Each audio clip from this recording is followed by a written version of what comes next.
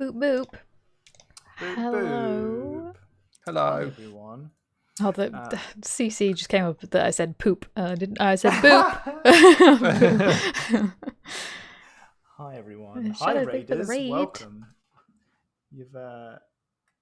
You've shown up just as we started our game. So we're going to do a quick little recap of what happened last session. But before we do, so what we like to do at the beginning of our D&D games is we do a little prompt session.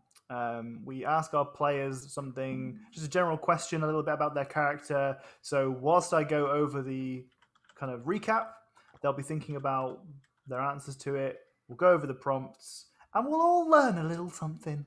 Isn't that nice? Oh. We'll bond. We'll grow closer together as characters. And it kind of gives you a chance to get into your character's mindset, before we start our game. So the questions for this week are, if your character wasn't whatever class you currently are, what would they be instead? You can decide that as a mentally. You can go from whatever angle you like. Either think of your character. Oh, what would Oro be if she wasn't ranger/rogue? Well, maybe she wanted to go off and be a wizard. Or you can be like me as a player. I think, actually, her personality would be quite good for warlock. I don't know. You can take it whatever angle you want to take on it. And our other question is a horsey one. If your character was granted a single use of the spell Wish, what would they use it for? Okay. Those are our questions for this game. If you guys have ideas for prompts, you're more than welcome to submit them on our fancy little prompt form. I can hear Doc's typing. I assume. Doc's good. I hear Doc's typing. Doc's is the prompt man. Damn it, Jack! It's prompts. I was busy panicking because I forgot one of my answers to the two questions. Okay, so last week I've already forgotten what happened. Last episode of Housebound Adventuring, what we did was we arrived back in our hometown of Nesmith, and we were like, "Ooh, all kinds of new quests to go and check out." We had a little bit of a moment for our characters to have some, time to themselves to recover from their recent quest, and a couple of different things happened. We had Haiku had a moment to tinker away with some shiny objects that they found, and in so doing, unlocked the potential of their new feat that they picked up when they leveled up, which is telekinesis. We had a fun little scene where Haiku was practicing telekinesis by trying to pick up breakfast food from across the table. And we had all of our various menagerie trying to scoop it out of the air. We also had Nuri having a spooky, perhaps prophetic dream about kind of twin moons in a reflection. Very, very, very lovely. Lovely imagery. Was rewarded for with an inspiration point for that. We then scoped out the adventuring quest board, as it were, and we found that there were 3 different quests on there. One was that the Purple Dragons, as we are based in Cormier, are looking for recruits hunting a dragon near Weymouth, and we discovered that is one of the ways that they will occasionally look to, if they successfully slay the dragon, the people who were involved will get recruited, and they'll skip a couple of ranks. It's basically a way of picking up some veteran fighters into a higher level of the order. We also saw there was a poster there that just said, "Speedrun challenge in the long dungeon. Compete against rival adventurers to win grand prizes, magical items, and loot. Tons of loot." We had a little bit of a scope around that quest. Turns out it's up near Arabelle, which might be quite interesting. And we also found that there is a quest that had been specifically placed there. Did I miss one? No, I did not miss one. Another one that had been placed there by one Master Kulf from the Liber Amans Monastery, which is where our boy Randall is from, that just read, "Adventurers required. Short research expedition. 1 day to 1 week approximately. Protection entourage for junior scholar. Modest payment upon completion for experienced adventurers. Meet Albert Humperdinck at the Cockerel Inn, Orkspear. Still funny. And after a bit of conversation, our party decided that because of the layout and where each of these different things were, we would probably scoot by and do Albert Humpeldink's quest first, or meet Albert Humpeldink up in Orkspear. So on the road we went. And it was quiet for some time until we spent an hour talking about whether or not horses were worth the renting price or bothering with at all. No. The outcome was that they are not. Why horse? Why horse? And we realized that on the horizon, on the road to the west, was a big storm that was based around Hilp. What we know of Hilp is that it is a towering kind of collection of buildings, maybe 4 or 5 buildings on top of this big old spire that is, God, how far is it? Half a mile high? Did we say half a mile? And it is surrounded by thunderstorms right now. But that's the way we got to go. So on the road we are. As we're getting closer to our destination, a cart rides by, and the rider does not stop. In fear, it seems, as they are wounded. Their horse has injuries along its side, and the cart has been damaged by what looks like fire or lightning. Once we get a little bit closer to our destination, we see that there is once again another cart that has been damaged this time. In that case, it has been rendered,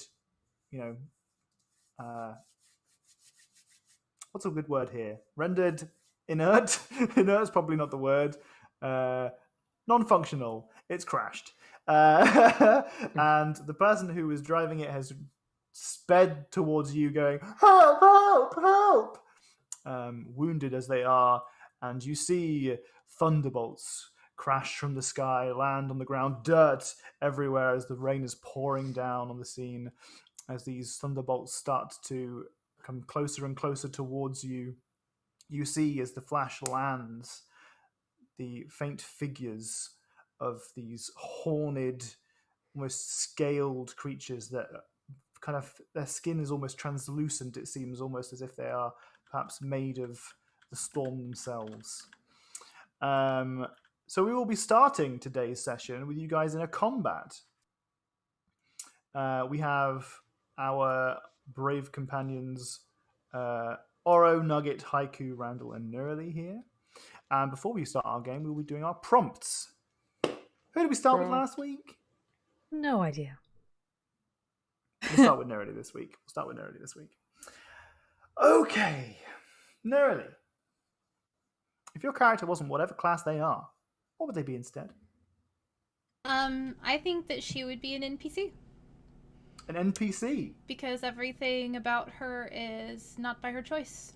Everything that's led her down the path that she has gone has just been things that have happened to her that other people have chosen for her. And if it were up to her, she would just like to live a quiet life. That's a really good answer. Damn, okay. I like that a lot. Damn it, I said it again. Fuck. It's okay, you can like my ideas a lot. I'm fine with that. Okay. Good answer. Thank you.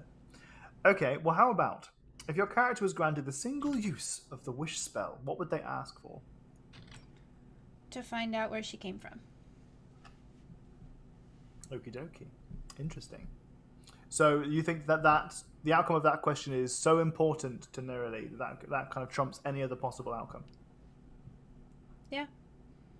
Very interesting. This is a very convenient way for the DM to get insight into what the character motivations are.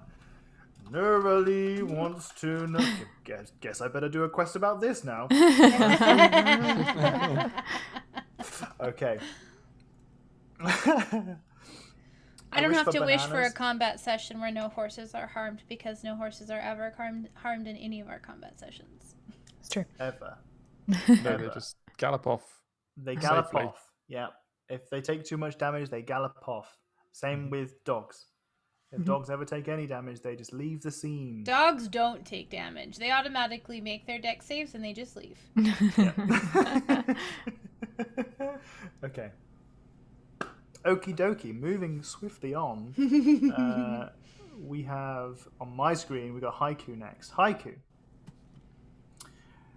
If your character wasn't whatever class they are, what would they be instead? I think a bard, specifically Oh, yeah? the College of Law. Ooh, okay. What's your reasoning? I just think that suits a collector best. I want to know stuff. Seems the most logical choice. Yeah, I think that makes sense. Okay. What do you think about Haiku's personality fits that most, apart from the collector aspect? Don't really know enough about bards to answer that, Tom. That's totally fair.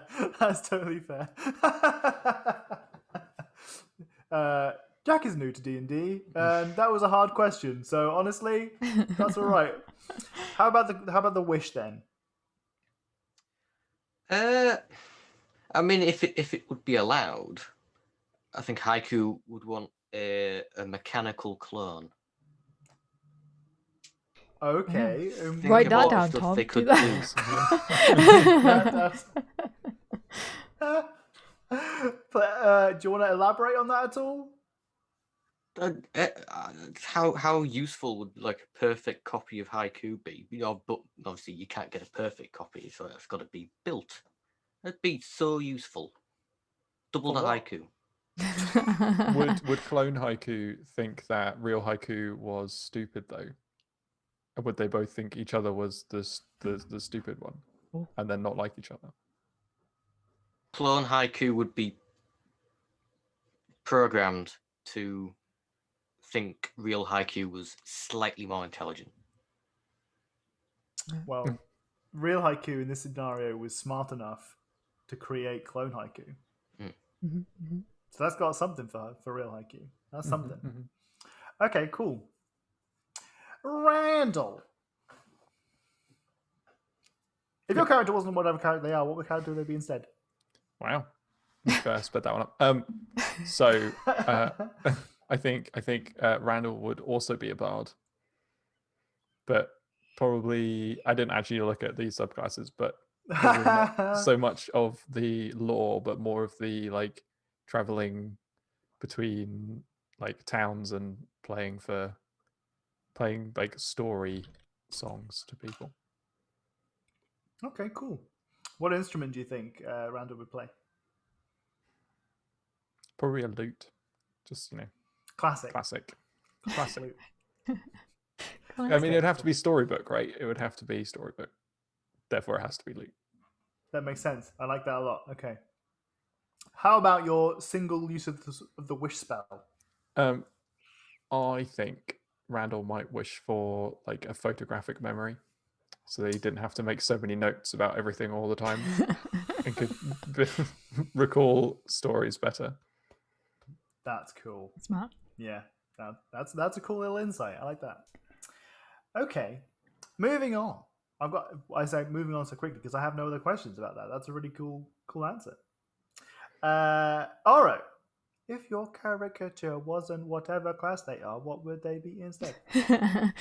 Well, you did say earlier, because me and Tom vetted the questions ages ago, and I said what my answer would be to you, and then you said it to everyone. I was like, well, now that is that. Aura would want to be a wizard. If Aura could be anything. I genuinely you said it, and I was like, damn it, Tom. Now it looks like I'm just copying you, but we talked about it. I'm so sorry. I did not remember that at all. Civ brain. Yeah. Okay, so why a wizard? There's been like wizards at the circus, and she just thinks magic's real fucking cool. Think of how many bitches she could kill with some magic. All of them. Think of how many bitches.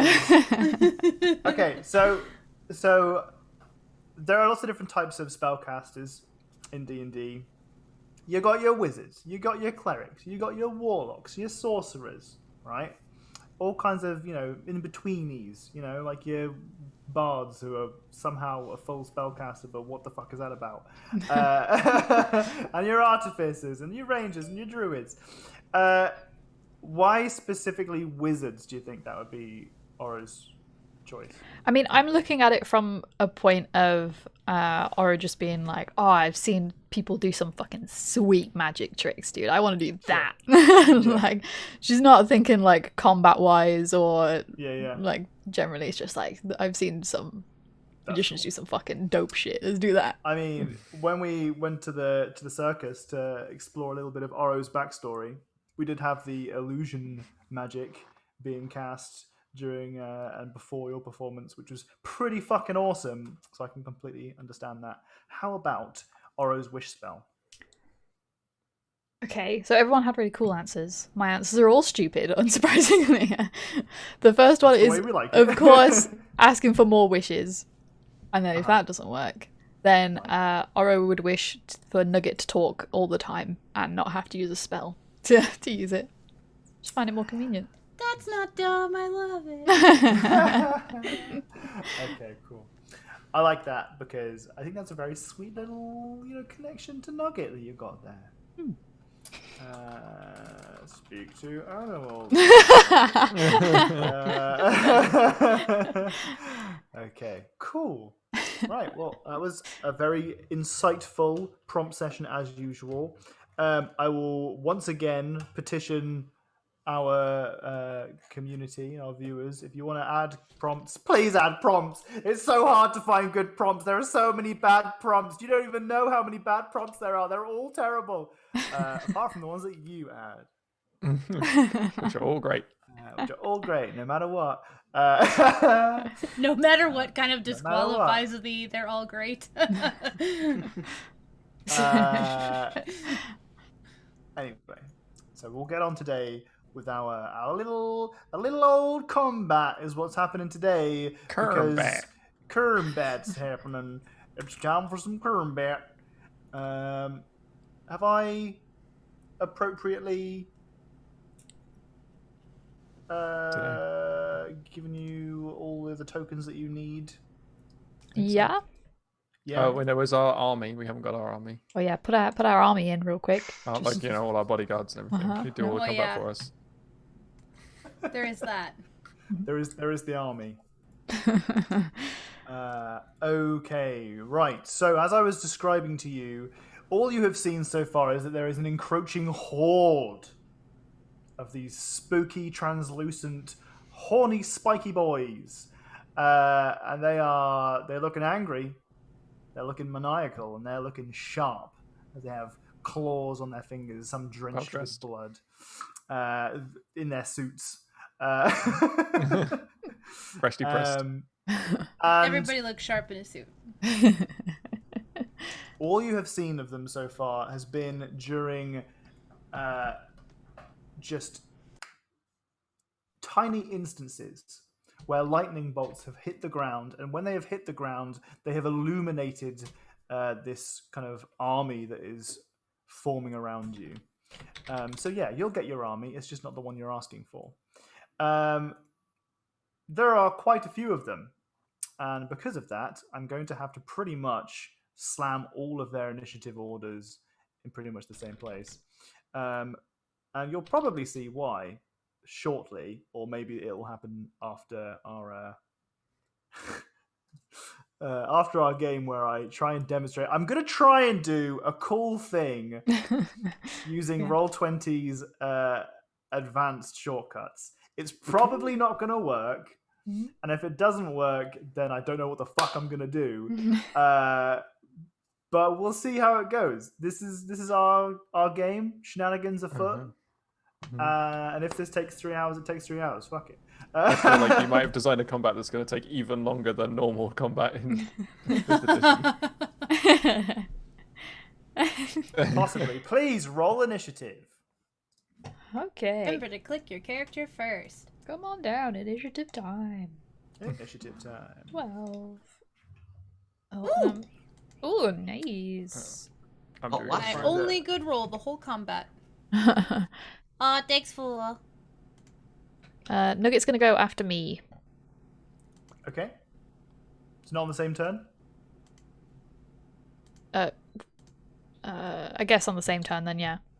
Yeah. Are you riding Nugget at the moment, or are you off Nugget?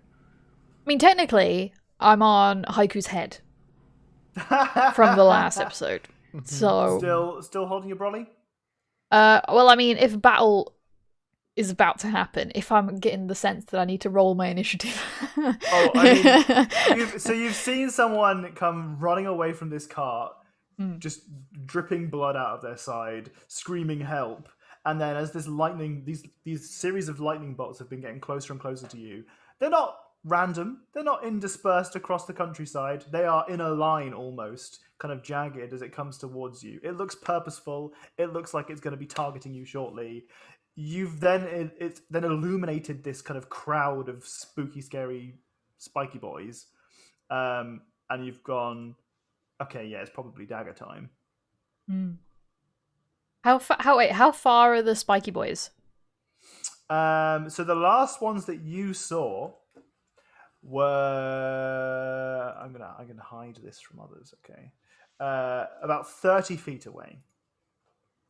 Okay. I want to flip off Haiku's head, put away my umbrella, and get out my bow. Okay. Right, well, I'm not going to ask for any super fancy rolls for that, because we can say that kind of happened during the initiative calling, right? So you successfully flip off of Haiku. You're no longer mounting the shell. You're now ready for combat. Okay, this has not been a surprise round. This has been quite clearly an encroaching battle that's been coming at you now for a little while. So, what I'm going to try and do, I'm going to regret this, is add these two. Oh my god, oh my god, oh my god, oh my god. All right. So they're all going to be on 20. All on 20. Yeah. Bleh. Unfortunately, there are too many for me to do all of these. If I gave them all initiatives, we would be here for 4 hours.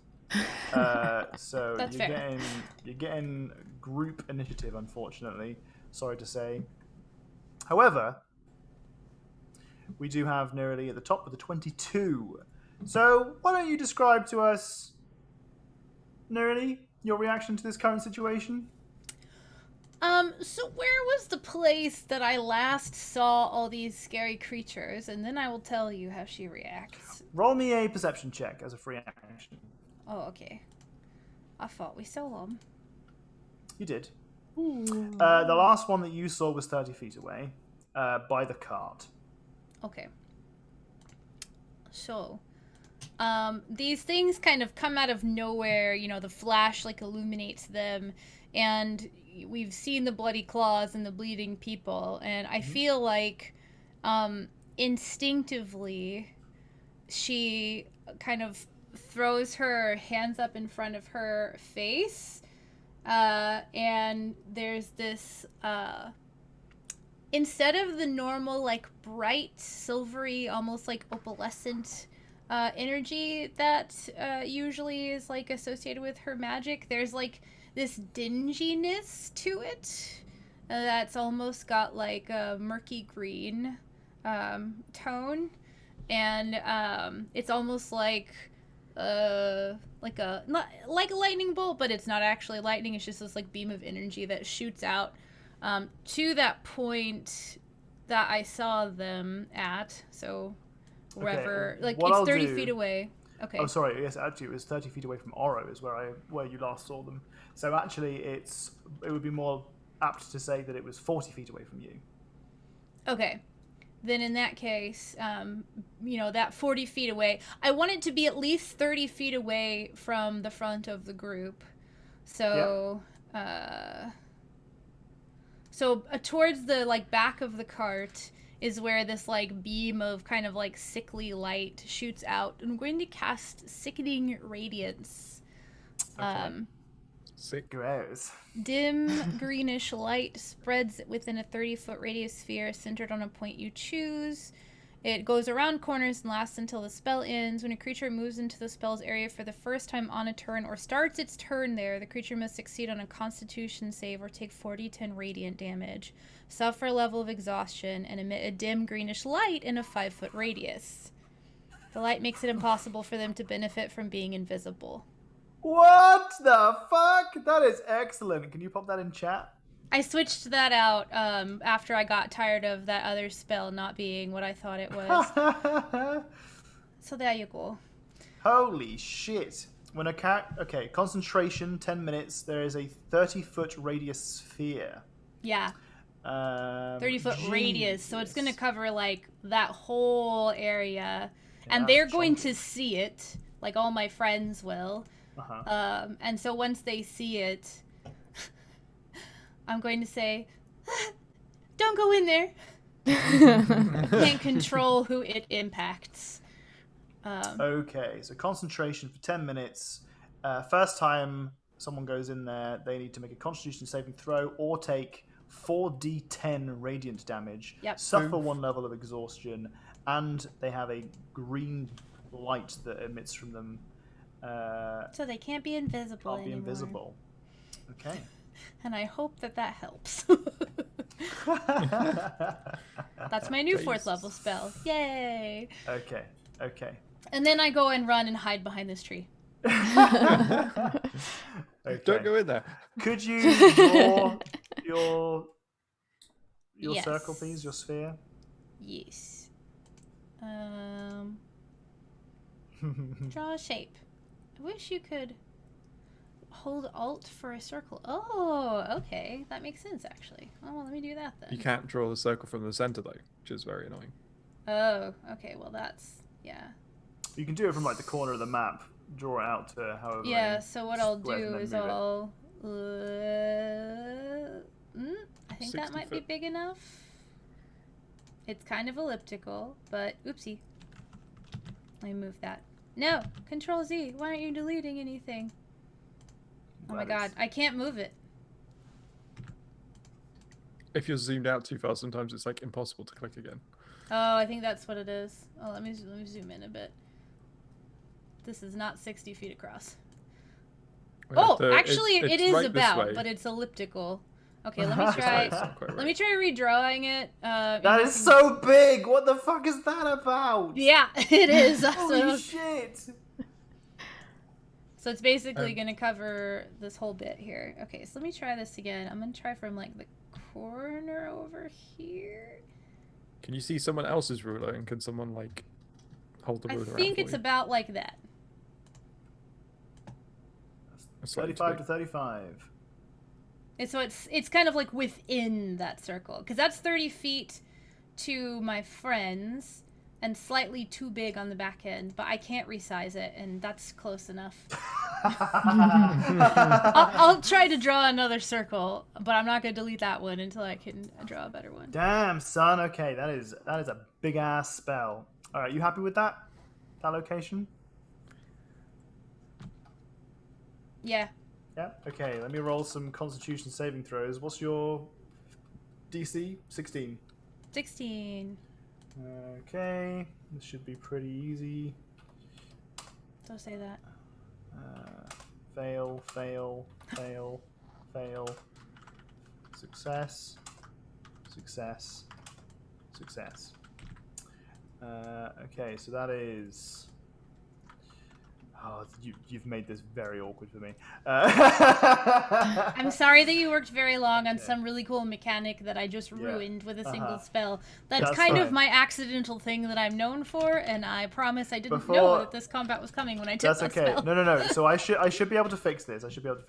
It's just going to take me a couple seconds. Before I do, I'm going to show you in its full effect. It's really not as cool as I'm making it out to sound, but it's this. I fucked it up already. Oh, that's cool. Oh, that is cool.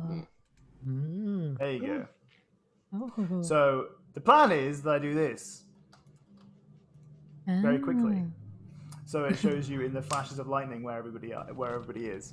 But I forgot to click, so you saw them for a little bit longer than I expected. lightning bolts.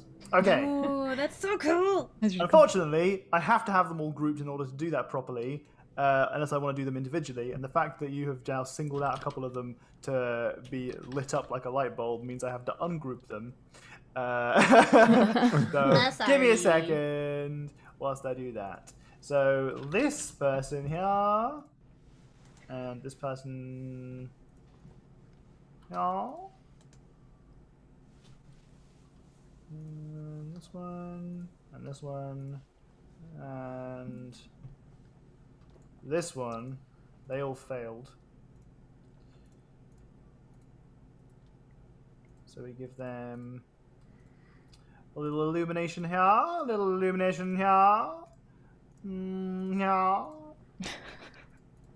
Oh, actually, no, I don't need to do this at all. I'm wasting my own fucking time. Roll damage on them, please. Roll what? Oh yeah, 4d10, right? Was it? Oh, I guess I have that on spell card output. Here, let me. Oh wait, I'm just gonna roll 4d10. D10. Please. 4. 22. Dead, dead, dead, dead, dead. Can they have flashed with light and then somehow died in front of everyone's eyes so they can see that I killed them all? Nope. But it causes them to glow as it does the damage. Okay, all right. They glow for an instant and then they die. So it looks like I vaporized them. Yes. Pop yeah. like a balloon. Okay, all right. Give me a second whilst I group everyone again. Sorry. Actually, this should be pretty easy. This should be, yeah, and I can just go whoop-bam, whoop-bam. Yeah, okay, cool. All right. Okay.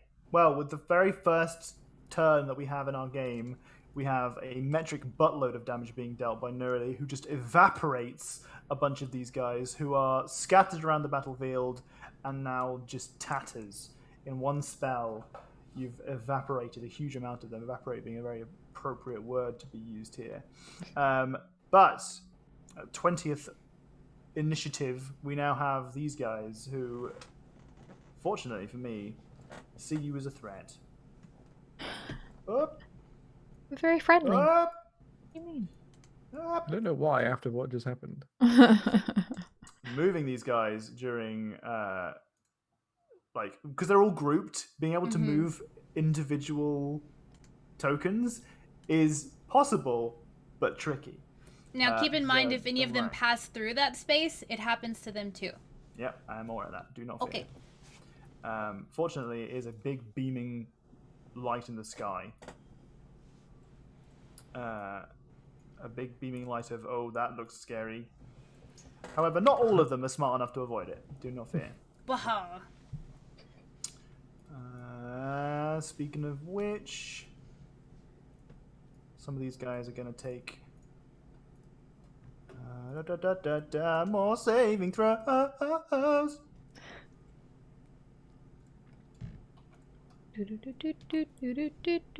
That's what I thought you were about to sing, but you didn't.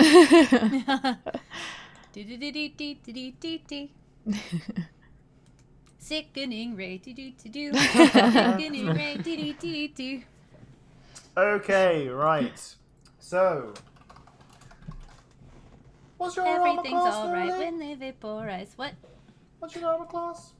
My armor class Yeah. is a 12 until someone tries to hit me, and then I'm going to shield. So then it'll be a 17. Does the shield require that you can see the people that are attacking you? I don't know. When you one reaction which you take when you are hit by an attack or targeted by the magic missile spell. It doesn't say that I have to see it. Okay. Well, in which case, you are hit by an attack, Okay, I shield. making your armor class 17. 17. You are still hit. I figured. You are hit 2 times. Please make a Constitution saving throw. Oh heck. Okay. Oh no. Not, Not this shit more again. Constitution. Not this shit again.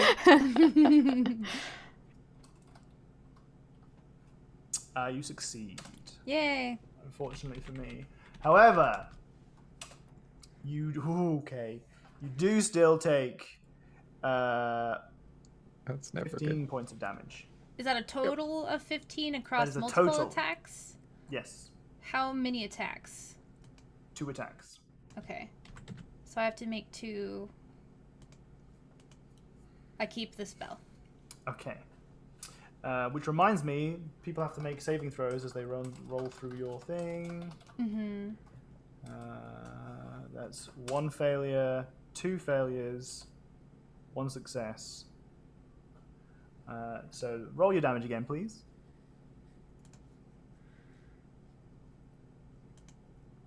$18. Okay, that's another 2 dead. Yes. Nice. Which I then have to ungroup these guys. This guy evaporated. And this guy evaporated. What's my body count right now? So that's 6, I think. Yes. I think that's 6. What's my body count right now? Spectral okay. count? Incorporeal count?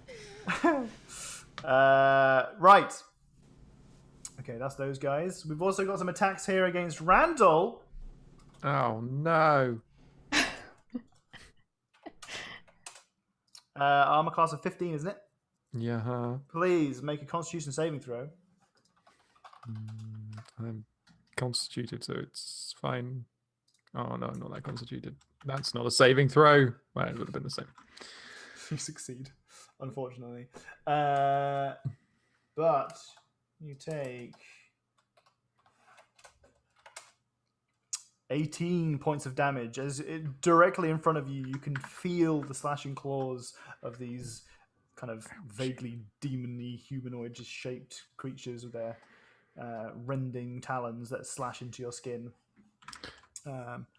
These guys are not the ones that you saw get lit the fuck up and disappear in front of the car. These have come from the east. They've come from up here somewhere. You can kind of see in the ground like kind of wet footprints in the mud where they have been, but it quickly they're washed away almost instantaneously. They are not visible at the moment. But can I tell when they hit me, like which direction they're hitting me from? Just about, yeah. Mm-hmm. Okay. So you're fairly certain that they're on the eastern side of you over here. Mm-hmm. However, you also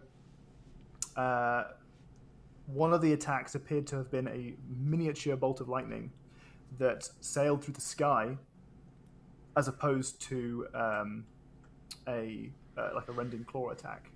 Which reminds me, is that a projectile? it is, yeah. But it's a projectile like spell attack, so I don't know if that will count for you to be able to catch and throw back. Do you want to catch the lightning? Well, you have a bottle at hand. Just put a key on a kite. Now, I would like. How many people we got here? We got uno, dos, tres. I don't know enough of that language to keep counting. 4, 5, 6, 7, 8, 9, 10. Can we have someone please roll a 1d5? Who gonna do it? I can do it. Okay. 1. Okay. 1. Docs, please. Oh, sorry. Please make a What have you dexterity done? saving throw. Oh, no, that's probably the best. Well, Oro, I guess, would be the best person for that, but among the best people for that. Oh. Ooh. Ooh. Ooh.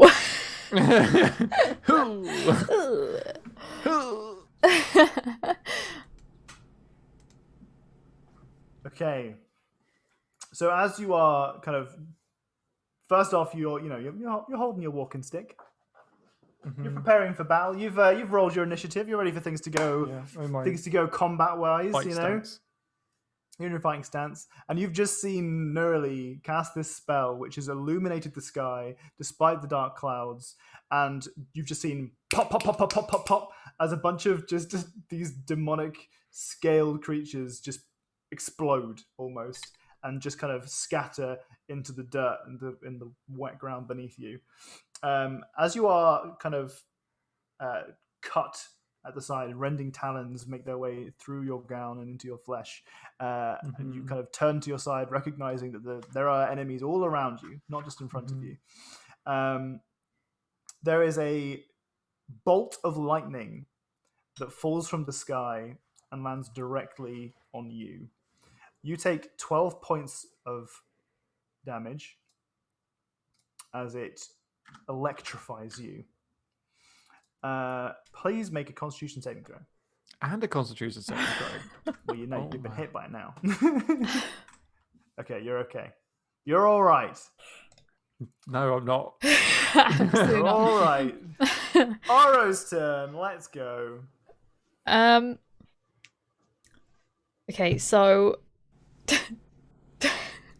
did Oro see where any of them were? Because Jenny wasn't paying attention because Jenny was looking at OBS. So I'm just wondering if Oro maybe saw them. Maybe Oro could do a roll or something. I don't know. For seeing for this round because Let's Jenny roll, wasn't paying attention because she didn't know she didn't pay attention. Okay, let's roll. We'll give you a freebie perception check. When you said you're gonna have to pay attention, I was like, Okay. 24. With a 24 perception, Oro has heard the cries of Randall as he's been slashed to your right, and has seen in her periphery of her vision. She's also seen some blood go cascading to the ground next to Neroli. So Oro is fairly confident that there are some enemies, some baddies, adjacent to Randall and Neroli. Okay, but do I not know what side Neroli got hit from? Like, do I think that it was like there? You're quietly confident. Okay. Any attacks with anything in this entire combat, as long as things aren't illuminated or outlined in some way, are going to be at disadvantage. Attacking invisible things gives you disadvantage. Oh, Jesus. All right.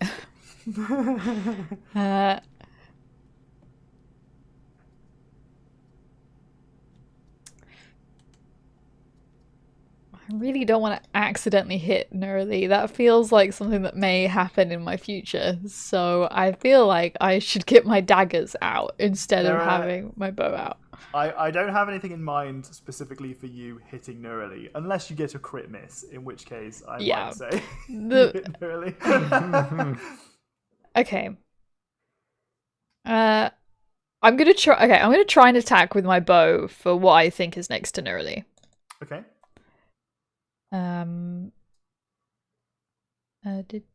We're doing short bow. 23, 14. Okay. So we have one arrow knocked and loosed, and you're thinking that it's next to Neroli here, right? Yeah. Okie dokie. So what is Oro's thought pattern in this particular instance? Now she's heard fighting going on beside Randall, and she's seen Neroli has taken some damage as well. How does she choose which to target? Well, Haiku's next to her, and Haiku's fucking huge, so I can't. And Nugget's right behind me, so I'm pretty much blocked from trying to easily hit whatever's next to Randall.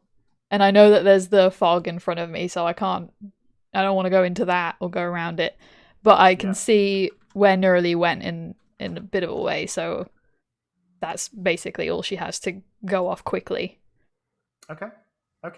So you quickly spin, turn, and loose an arrow. You do it extremely efficiently because you've just seen these guys pop in front of you, essentially after this kind of fall of this massive, colossal beam of light has just come out of the sky and just started to pop, pop, pop, pop, pop. These dudes are bursting.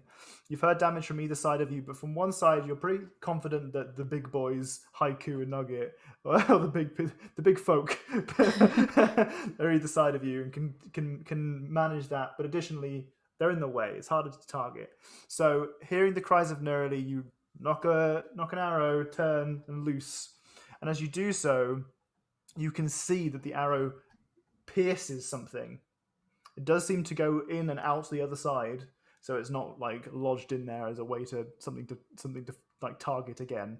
but there's definite some kind of like translucent, almost like blue blood seems to fly with it as it goes out. So you've certainly done damage. Roll your damage, please. 6. Okie dokie. 6 damage done. You don't see any corpse fall to the ground, but you are fairly confident that the arrow that you landed was very center, and you suspect that you've done quite a lot of damage with that one hit. What else do you want to do with your turn? I want to put my bow away and get my daggers out Okie dokie. instead. Right, no problemo. Nugget, what about Nugget? I mean, I imagine Nugget doesn't fucking know shit what happened. I think that's accurate. Yeah. and is confused. But I guess would Nugget have heard Randall's cry of... I think Almost everyone certainly. heard With it. those big old ears, yeah. Okay. Then maybe Oro could shout to Nugget that they're invisible, maybe to just go bite the air. Good luck. Go bite the air. I believe in you. Okay. So And that's what Nugget does. and Nugget can go over here and try and bite the air in this little bit here. Okay. So Nugget is going to get to. Can you move Nugget back 1 square? Mhm. Okay. So Nugget gets to to that tile where they were about to end their turn or to end their movement, and bumps into something, and then goes for a Nash, using their attacks there. So please feel free to make an attack directly above Nugget. Disadvantage again. Ooh. Both good rolls, so you get a hit. Nice. 7. Oh, 7 points of damage. Okay. You can see that Nugget kind of just like lashes out teeth and just grabs onto something. Again, you can see kind of blue blood drip to the floor, and Nugget kind of almost gets wedged in there for a second before releasing and then being able to go for a second attack. Fairly confident that Nugget has also done a fair amount of damage here, but no more corpses. Anything else for the Nugget, or are we moving on to Haiku? No. So Nugget usually gets an attack or gets a reaction attack because of your attack, don't they? Yeah. And you've already made an attack this round. The rules would be a bit picky about, when that reaction would take place because Nugget wasn't in position when you attacked. But rules are boring, so you can make another attack. Okay. At a disadvantage, I guess. Yes, please. 11. Okay. The lowest score misses, so that is not an attack hit. But you're fairly confident, and Nugget's fairly confident that there is a location. One location has been revealed, at least for the time being. Haiku, how are you feeling right now? What's your thought process? Panic. Fair. I mean, that's fair. Yeah. So we've seen the creatures flash into existence. Yep. Okay.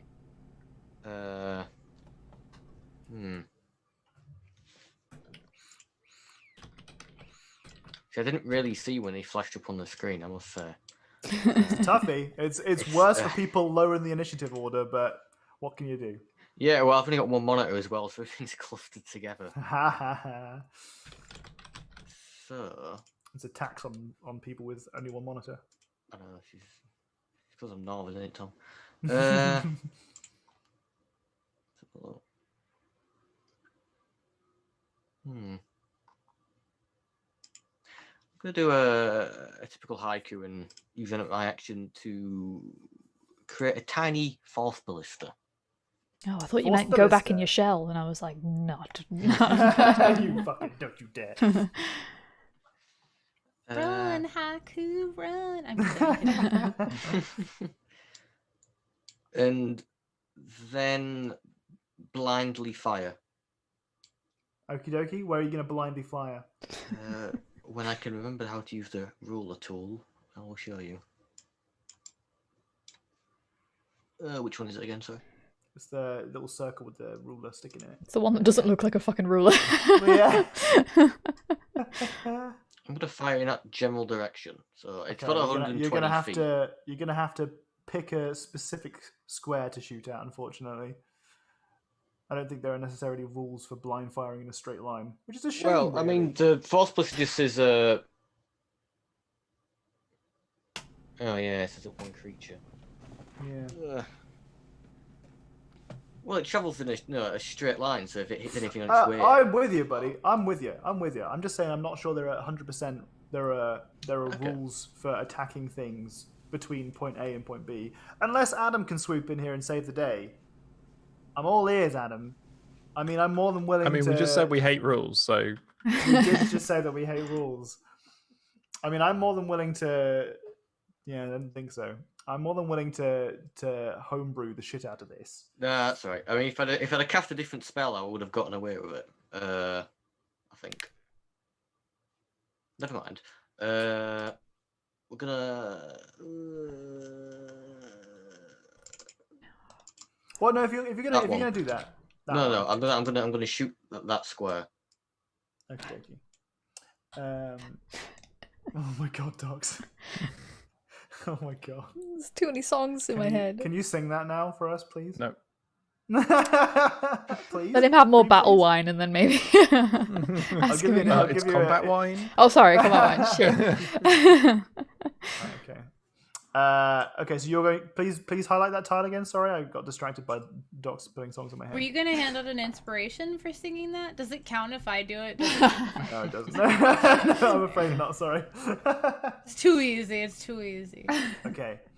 So that is a miss. Is your force ballista your pistol thing we had before the hand cannon Yeah.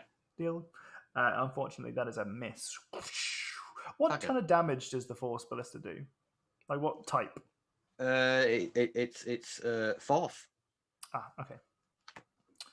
Okie dokie. Anything else you want to do with your turn? I'm gonna You want to say to your comrades? move in front of Randall. I think because I've seen him take some damage.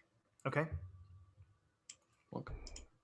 And that's me then. So you are going to just about get to the square to the top right of Randall and Okay. bonk into somebody. So please move back to where you were originally. Oh. You can move one square to the right from there. And that is where you end up. Okay. Bonk. Bonk. Randall, you have just seen both Nugget and Haiku bonk into some figures. Excellent. You've also just recovered from being struck by fucking lightning and torn into for a little bit. It's Luckily, I not don't looking have great. any hair, so it's not all just like What's going through your head right now? all the things they said.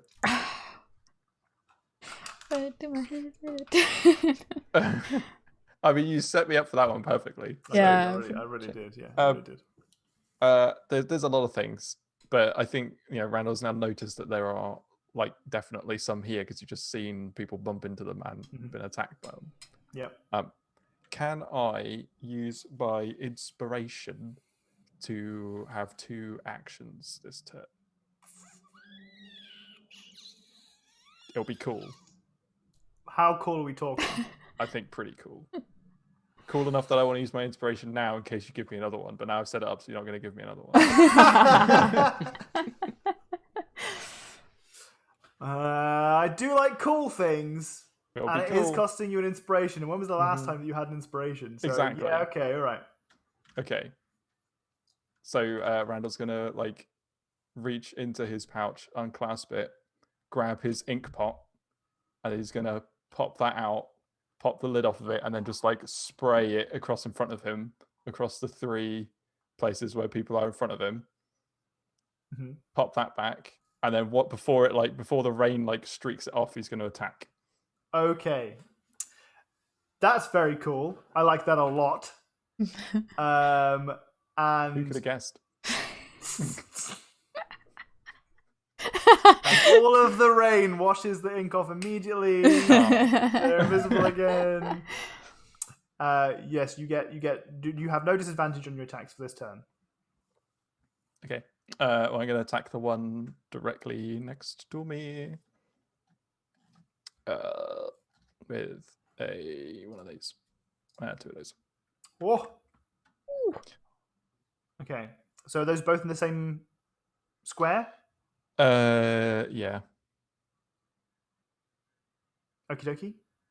So first one is 5 damage, and then how do we do crits? Just roll the normal thing and Just then roll on the the normal table? thing and then we'll do the table, yeah. 4 plus 4. Oh, what? What? Wow, that is the world's most disappointing crit. What? That's a 1d8 as well. That's very I rolled a sad. 1. Yeah. Oh. Do you want to roll the table? Yeah, roll a 1d100. Table, table, table, table. Look, it's an amazing map. Yes, this map is by Printable RPG. They were giving it away on their Patreon. Feel free to check them out. I think it's really pretty. Disoriented. DC 13 con save or stunned for 1 round and 1 extra damage die. Ooh, throw that extra damage die on there. Oh, wait, that's too many. 3. Okie dokie. This particular spooky lightning boy has perished. Would you like to describe to me how you bap him? So with like the ink streaking down them, Randall's rather than like being too smart about it, is just aiming for where you can see ink like floating in the air, just like whap. And it's kind of a constrained space, so maybe it's more like stabs rather than like whacks, or like lots of vertical movements. Oh, beautiful, beautiful. Well, as you bring down the walking stick onto what is this is a small kind of like a neck shape that you can just about see, that you suspect is quite a vital point for most beings that have necks, you manage to cripple as you slam your quarterstaff down deep into the neck of this apparently quite fragile being. Cool. They are smushed. And then I'm going to spend a key point and do 2 unarmed bonus strikes on one of the other ones, probably the one to next to Haiku. Oh, gonna throw my fist across the floor. Excellent. That detachable fist really isn't doing you good. Yeah. Okay, where is the first attack hits? Where's that aimed? The one by Haiku. Okay. So you feel that connect. Absolutely, 100% definitely connects. And you can feel that you have cracked a couple of what you think are bones as you do so. And a very satisfying concussive attack. However, the second, not fantastic. What do we got on the old crit fail table, Katie? I didn't like the face. So with that miss, your guard is dropped, and the nearest opponent gets a free attack as an immediate action if possible. Yeah, baby, let's go. Let's go. Okay. I feel like that's Randall a was so definite hit. like he was like so happy that he got like such a great hit that he just like over exerted himself slightly on one of the unarmed hits. Okay. I would like to take this short time just to say I really very much enjoy the fact, Docs, that when you get crit fails, you are very good at explaining how you crit fail in a way that doesn't take away from your character in any kind of like negative light. I think that's really very good. Having said that, please take 5 points of damage. Fuck you. And your reward for that wonderful description is 5 points of damage. Well, that's that. Very good stuff regardless. Anything else when you're doing your turn? No, because those are all bonus actions. Okay, let's go back to this layer, grab these guys, group them up again. Nearly! The last 6 seconds have been a whirlwind. Sure have. And I know the things next to me are still alive, so, this isn't concentration, right? No, it is not. So she's with wand in hand. She kind of like puts her hands together and spreads them back out. And as she does that, 3 duplicates of herself step out of that space, and she Let's begins to move. Where do I want to go? I feel like Randall's in trouble, so she's gonna move over here. That's that's the extent of her movement. She can't do anything else on this turn. Sure. I'm assuming opportunity attacks. Yep, but obviously, so you've cast mirror image. Mm-hmm. Can you plop that in chat so we can decipher how that influences the attacks? Yeah. Because I, unlike many people, do not have an encyclopedic knowledge of how the spells work.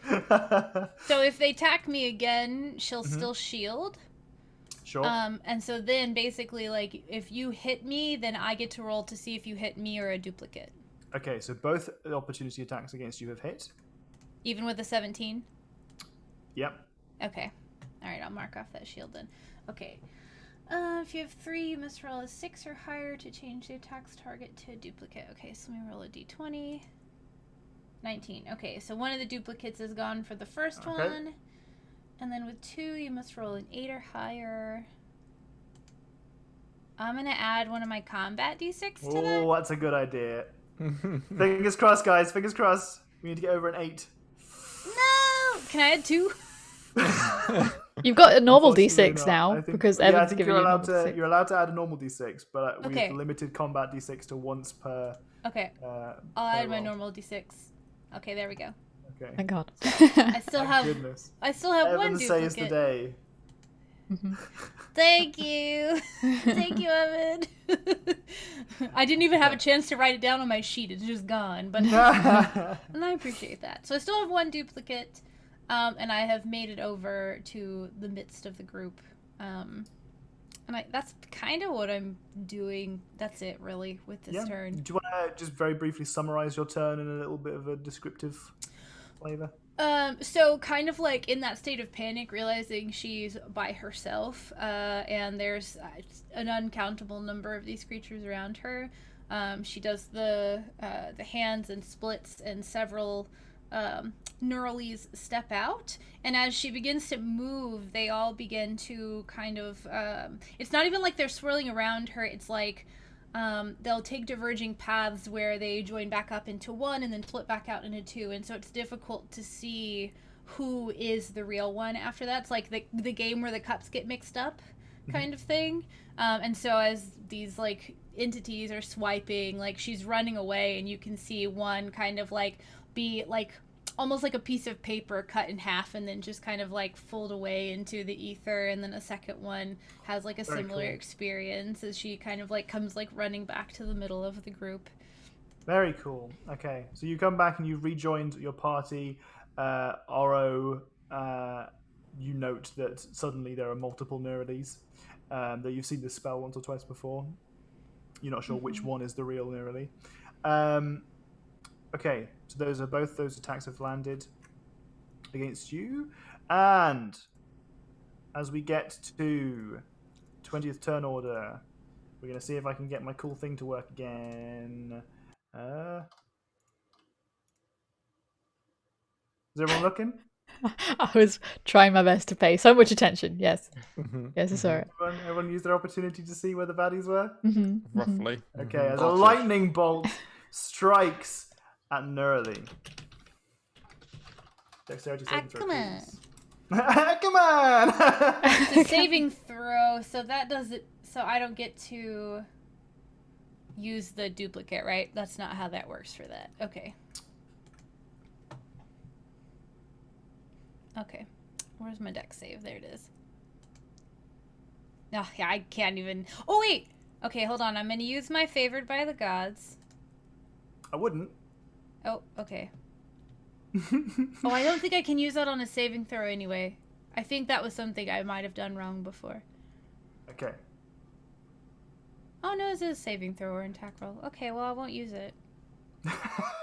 Okay.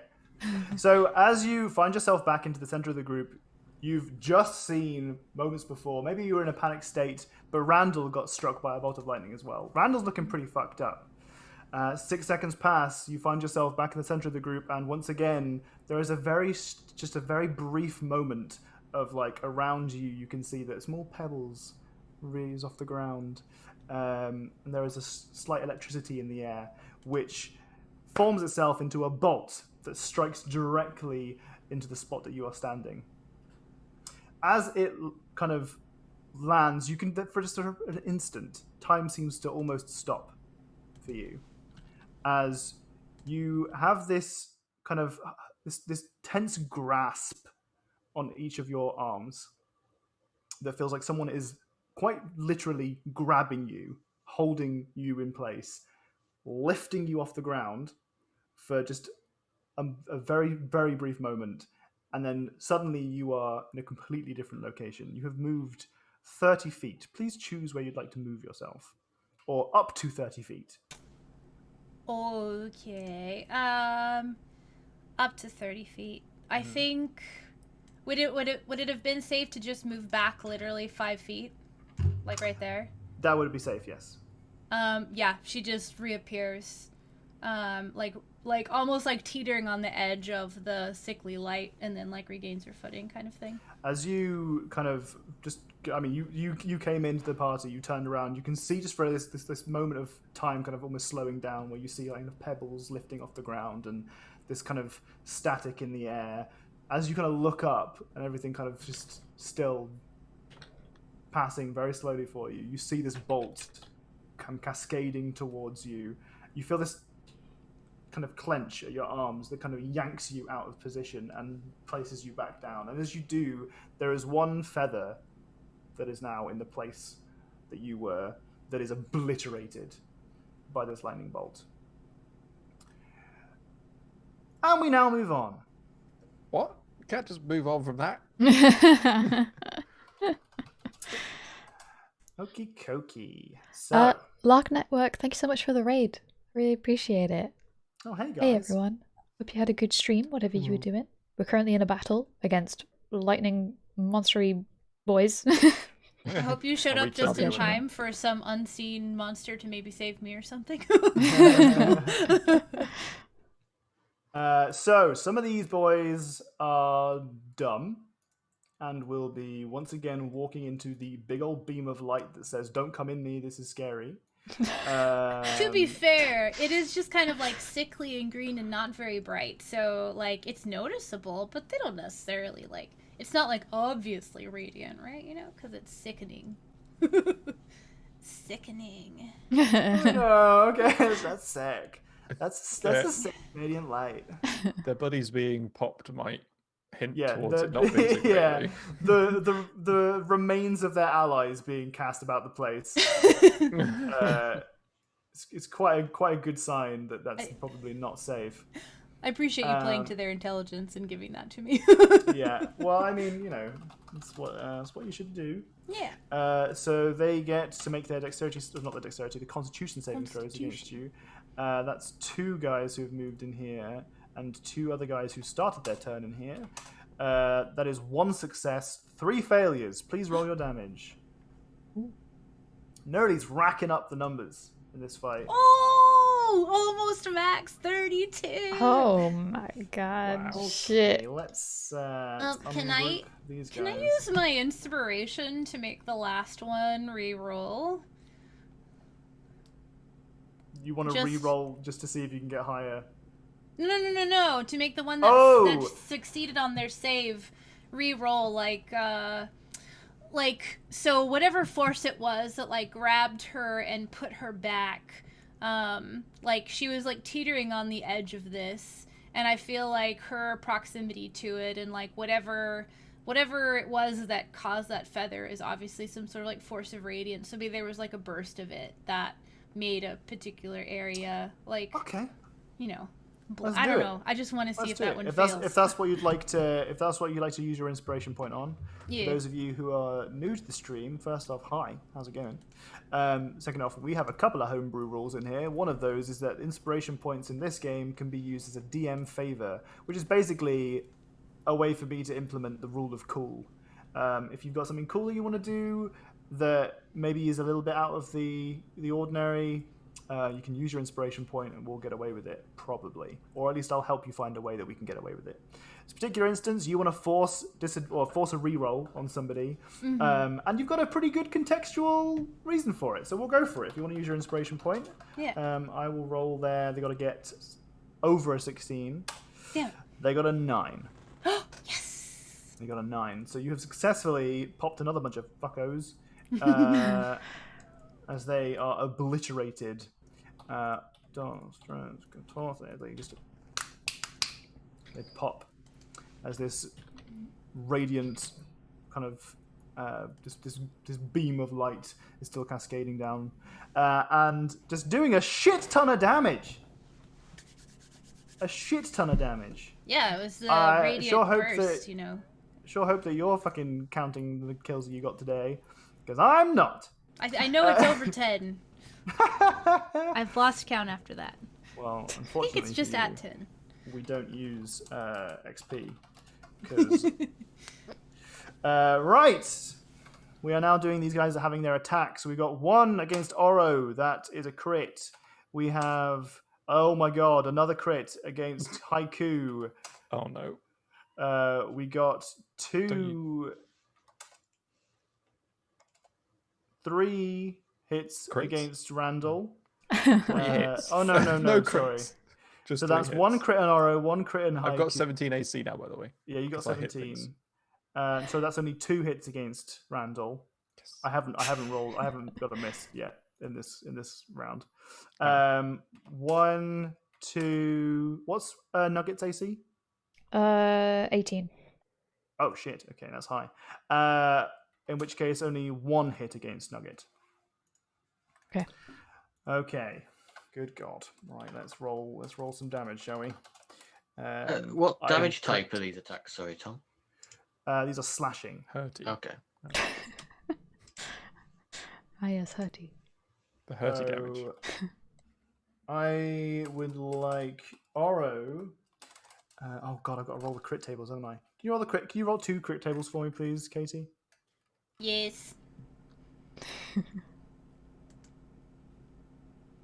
35 and 54. That's actually, we want lower numbers, so that's not the worst you want thing. them, yeah. We want lower numbers when it's for you.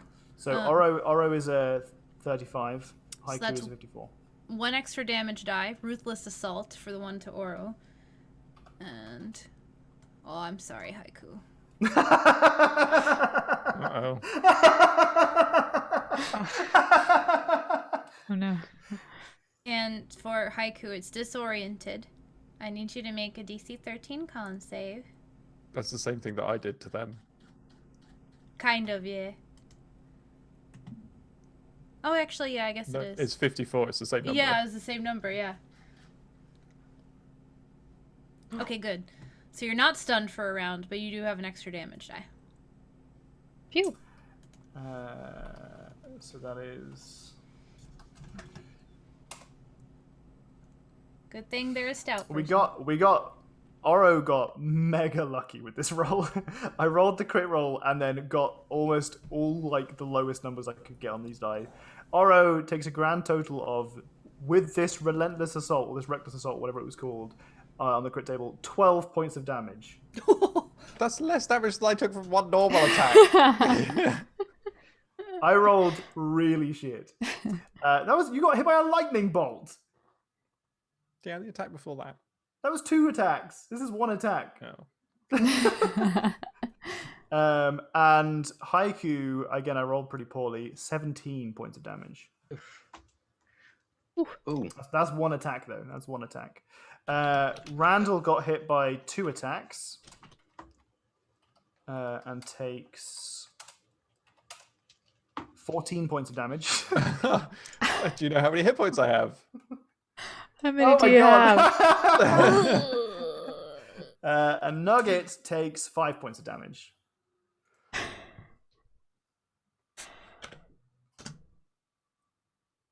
Okay. Nugget, who has more health than all of us. So tanky. It's also like, oh, so you can't hurt me. Right. So at the end of that turn, we have all experienced the kind of the closing of distance. These horrible lightning storm, spooky spiky boys have managed to achieve, as you saw the flash of lightning hit at the location that Nerly was standing, only to kind of outline the position of these kind of lightning demons. And as they have been kind of illuminated to you for a moment, it's kind of like a flash of light that's happened. You've immediately you've seen them in like locomotion, like they weren't just stood still like statues just waiting. You saw them with intent, with purpose, with direction. They're coming towards you, and then immediately almost they are in your face. You can feel their rending talons as they slash against you. Well, not talons but claws. Unfortunately, we have a significant amount of damage been done to Randall. Randall's looking fucked up. Haiku's also not looking fantastic. The Nugget, dandy. Absolutely fucking dandy. No problems over here. Tom, do you yeah. remember talking about Haiku's shell items maybe being knocked off? Yes, let's go! I am very so glad I can you use the brought that up. spreadsheet. That's excellent. So we've got Oh yeah. So we have a Oh, yeah, beautiful spreadsheet. action. Oh my from, god, I'm so excited. This is so cool. This is something that Jack thought up on his own, and it's very, very cool. So Jack's character Haiku, if you're unaware, is a turtle who likes to collect things, likes to collect lots and lots of things. Some of them useful, most of them not. All of them on their shell, kind of arranged in different ways. It's kind of your just kind of way of keeping your collection with you, right? Yeah. Yeah. And we've just received a critical hit. A significant amount of damage has been dealt to Haiku in one session, and unfortunately that's knocked some doodads loose. But we have a spreadsheet that Jack has put together. What kind of doodads are we missing? We're just missing one, would you say? Well, you tell me. Do you think you deserve 2 doodads to be missing? You're still over half health, right? Yeah, I'm still over half health. All right, just one doodad. Go on. Is it an Excel spreadsheet? Oh, got it. God. Oh, okay. What's been knocked loose? The Hudden Half Skull. No, That's a big clunk. Yeah. To land on one of their toes, offensively. Well, regardless, it's off of the shell, it's on the ground, and you can hear a crunch as you suspect that there might have been a bit of damage sustained. Haiku has lost one of their collectible items. No. Oro! Yeah. Things looking pretty dire. Okay. I'll be honest, there's too many things happening and everything's invisible, so my attention span is hard to remember where things have happened or anything. Yep.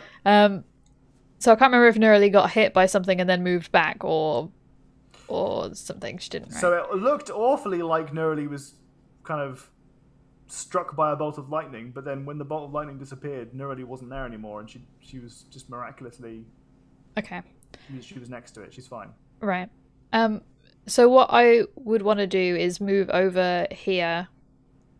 Okay. Do I hit into anyone that way? No, that is a perfect location that you will take an attack of opportunity because you were stabboed.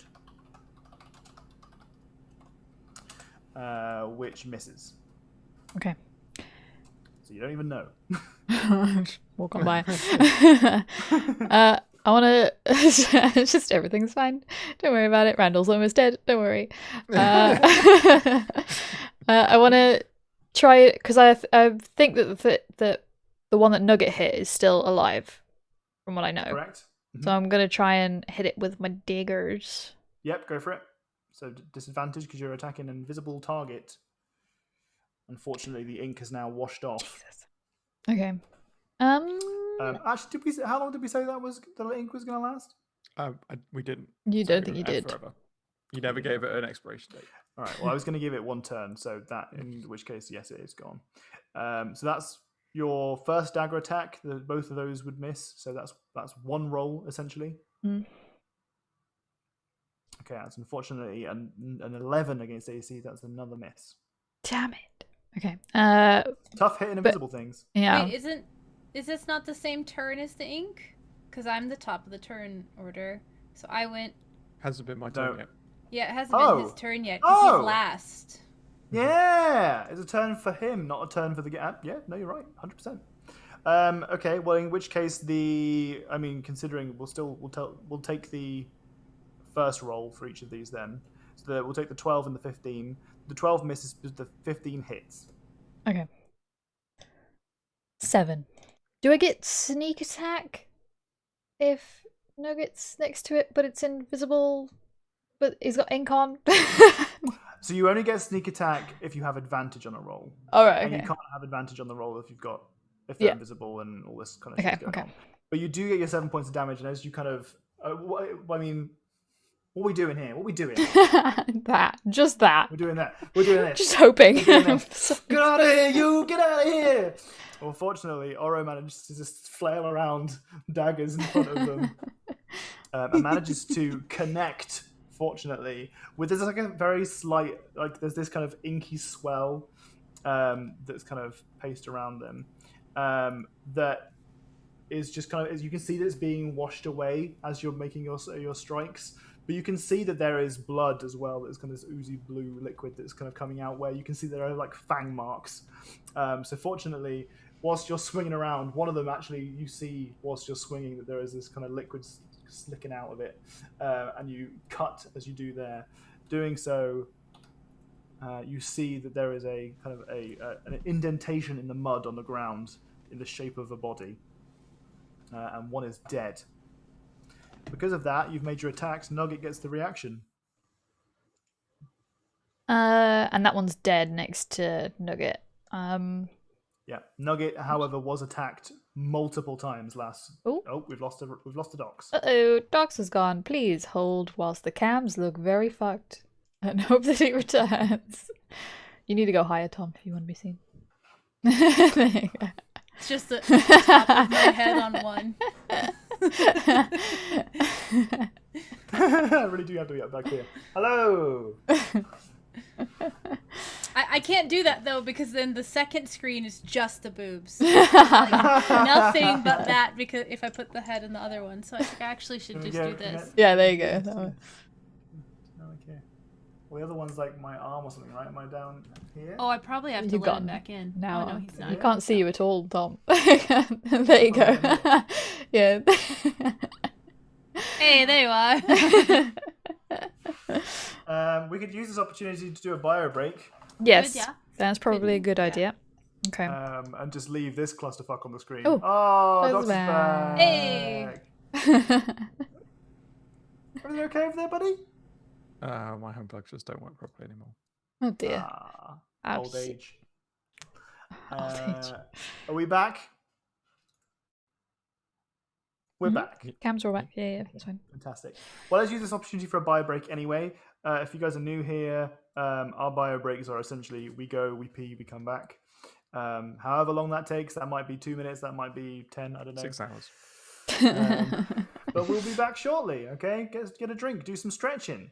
Mm-hmm. You know? And we'll be back in a sec. A Berber. Boop, boop, boop. No, it doesn't. My mute button doesn't work anymore. I don't know. I need to fix it. Not today. Not today. All right. Go stretch, everyone. Burb. You'll just have to hear me walking around. I need to go shut all the curtains. Okay? I'll be a while. Don't worry about it. I'll be back.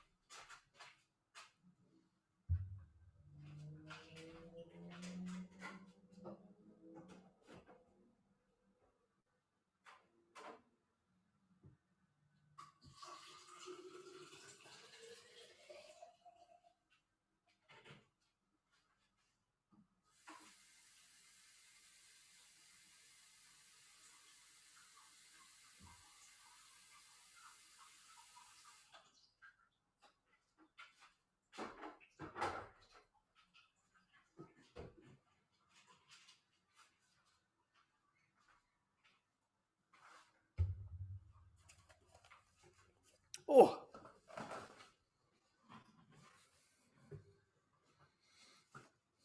Bio breaks are for when you do a biography. Are you listening to me pour my drink, Torty? Stop creeping on me. How are you, Migu? Love ya.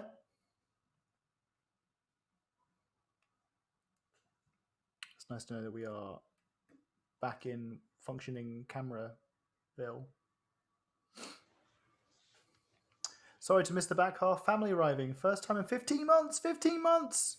Oh my goodness. Well, I hope you have a lovely little visit. I'd say hi to them for me, but they don't know who I am. The VOD will be available if you fancy watching 5th edition combat. The docks are still on fire where I am. Still. That's Is it is it a purposeful fire or is it an accidental fire? judging by the pictures, it's definitely not purposeful. Oh god. Okay. The dogs are on fire. No, not Docks. the dogs. The docks. Also, not our docks. Not our docks. Not DOX. We'll catch up tomorrow. Have a good day. Yes. The ducks. Yeah, the ducks. Are on fire. Uh-huh. I scheduled a panic attack for yesterday, so that was fun. What? What do you mean you scheduled one? What? I'm sorry. Regardless, I'm sorry that you had one, whether or not it was scheduled.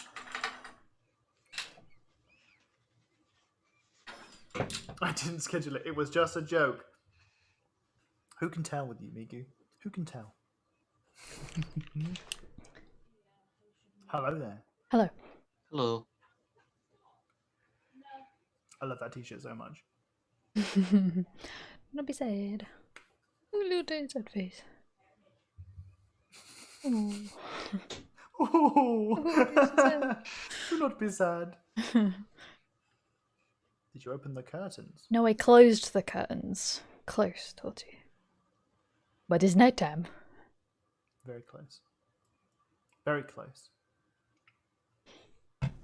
Come back, Doxy. I First mean, I time guess in 15 we can months. continue. We can continue with Haiku's turn, right? We don't need Randall here for that. Or do we? Probably not. Did you get to do Nugget? Nugget Oh. got their attack. Oh, Did they get their attack? No, They did no. get their attack. those are all dagger attacks. Go, Nugget, go! Go, Nugget, go. Wait, hold on. It's an inferno. that. Go, Okay. Nugget, go. So you were saying that Nugget was hit in other directions. Yep. Which way was Nugget hit? All the ways. Which side? Okay, alright. So I'll hit in between me and Nugget and Oro then. The square, the bottom left. In there. That makes That one sense. This one. Yep, go for it. Yeah. 8. Wait, disadvantage 2. Yep. 8. Both miss. Shit. Okay. So that They was also get their reaction attack as well. yeah. Oh, 10. Also, unfortunately, miss. Fuck, man. Bad turn. Invisibility is a bummer, right? Bummer, bro. Bummer, bro. Okay. Anything you want to do with the rest of your turn? Just be visibly annoyed about invisibility. Okay, Haiku. Is the inked up one still alive and still inked? There are 2 inked up ones, and they are one's next to you, one's next to Randall. Okay. So shooting them's probably Oh not a no, good wait. idea. Randall killed one of the inked up ones, and there were 3. So there's only 1 inked up one Okay. directly in front of you. Okay. I'm just go for a swipe Okay. at them with my claw. I think it's that one. So, because it's disadvantage, unfortunately, that means you need to roll twice and pick the lower of the two. Oh, sorry. But doesn't it have ink? Oh, yeah, it does. Yeah, Okay. Yeah. linked up. I'm stupid today. I don't know. No, it's just Uh, hard to keep up with everything. You miss. Could I use a combat d6 to increase Yeah, it? you could, yeah. That's a hit. Hey. Roll that big stinking claw damage. 4 points, baby. Oh. Has this one been Can you hit just say about already? his claw? I think this one was hit already. This one was hit already by the unarmed attack. Yeah, I Unarmed did strike like you did. a few damages. A few Maybe five. damages. That's enough damages for this particular lightning stabby boy to be moided. You want to Okay. describe your claw attack? I just swipe them. It's not much to describe. Get out of my face! Get out of my Yes, face! the- So one of the benefits of being Problem. a turtle is that you've got sharp claws. So in this scenarios where you put face to face with somebody, you don't necessarily want to fire a force blister at them. You've got this defensive option of slashing out. In this particular instance, all you can see is the inky outline of this kind of lightning devil directly in front of you, and you use the opportunity to kind of defensively just bat at them, which you can feel lands. You can see the kind of blue liquid pouring across the scene in front of you, and it's like wet on your fingers, sticky almost, as you see the outline of a figure land in the mud beneath you as the ink falls to the ground. Deed. Good. Anything else you want to do with your turn? Am I okay to just pick another random spot to shoot? Yep. I'm gonna go with. It's like playing battleships. Who sunk my This invisible tile. demon? Okay, go for it. I don't need to roll anything. It just hits. If It just something hits. Yeah, there's nothing to roll for the force blister. Well, I think they make assuming a saving something's there, throw. I haven't rolled damage. I think they have to make at least a saving throw. They're not just going to take damage, right? Oh, sorry, make a ranged spell attack. Whoops. There's got to be something. There's got to be. I was like, damn, wait, going I on want this spell. Hold on. Just hit. here. It just works. I'm new, okay? I'm new. All right. Well, in which case, please roll doing wonderfully. a ranged spell attack at disadvantage.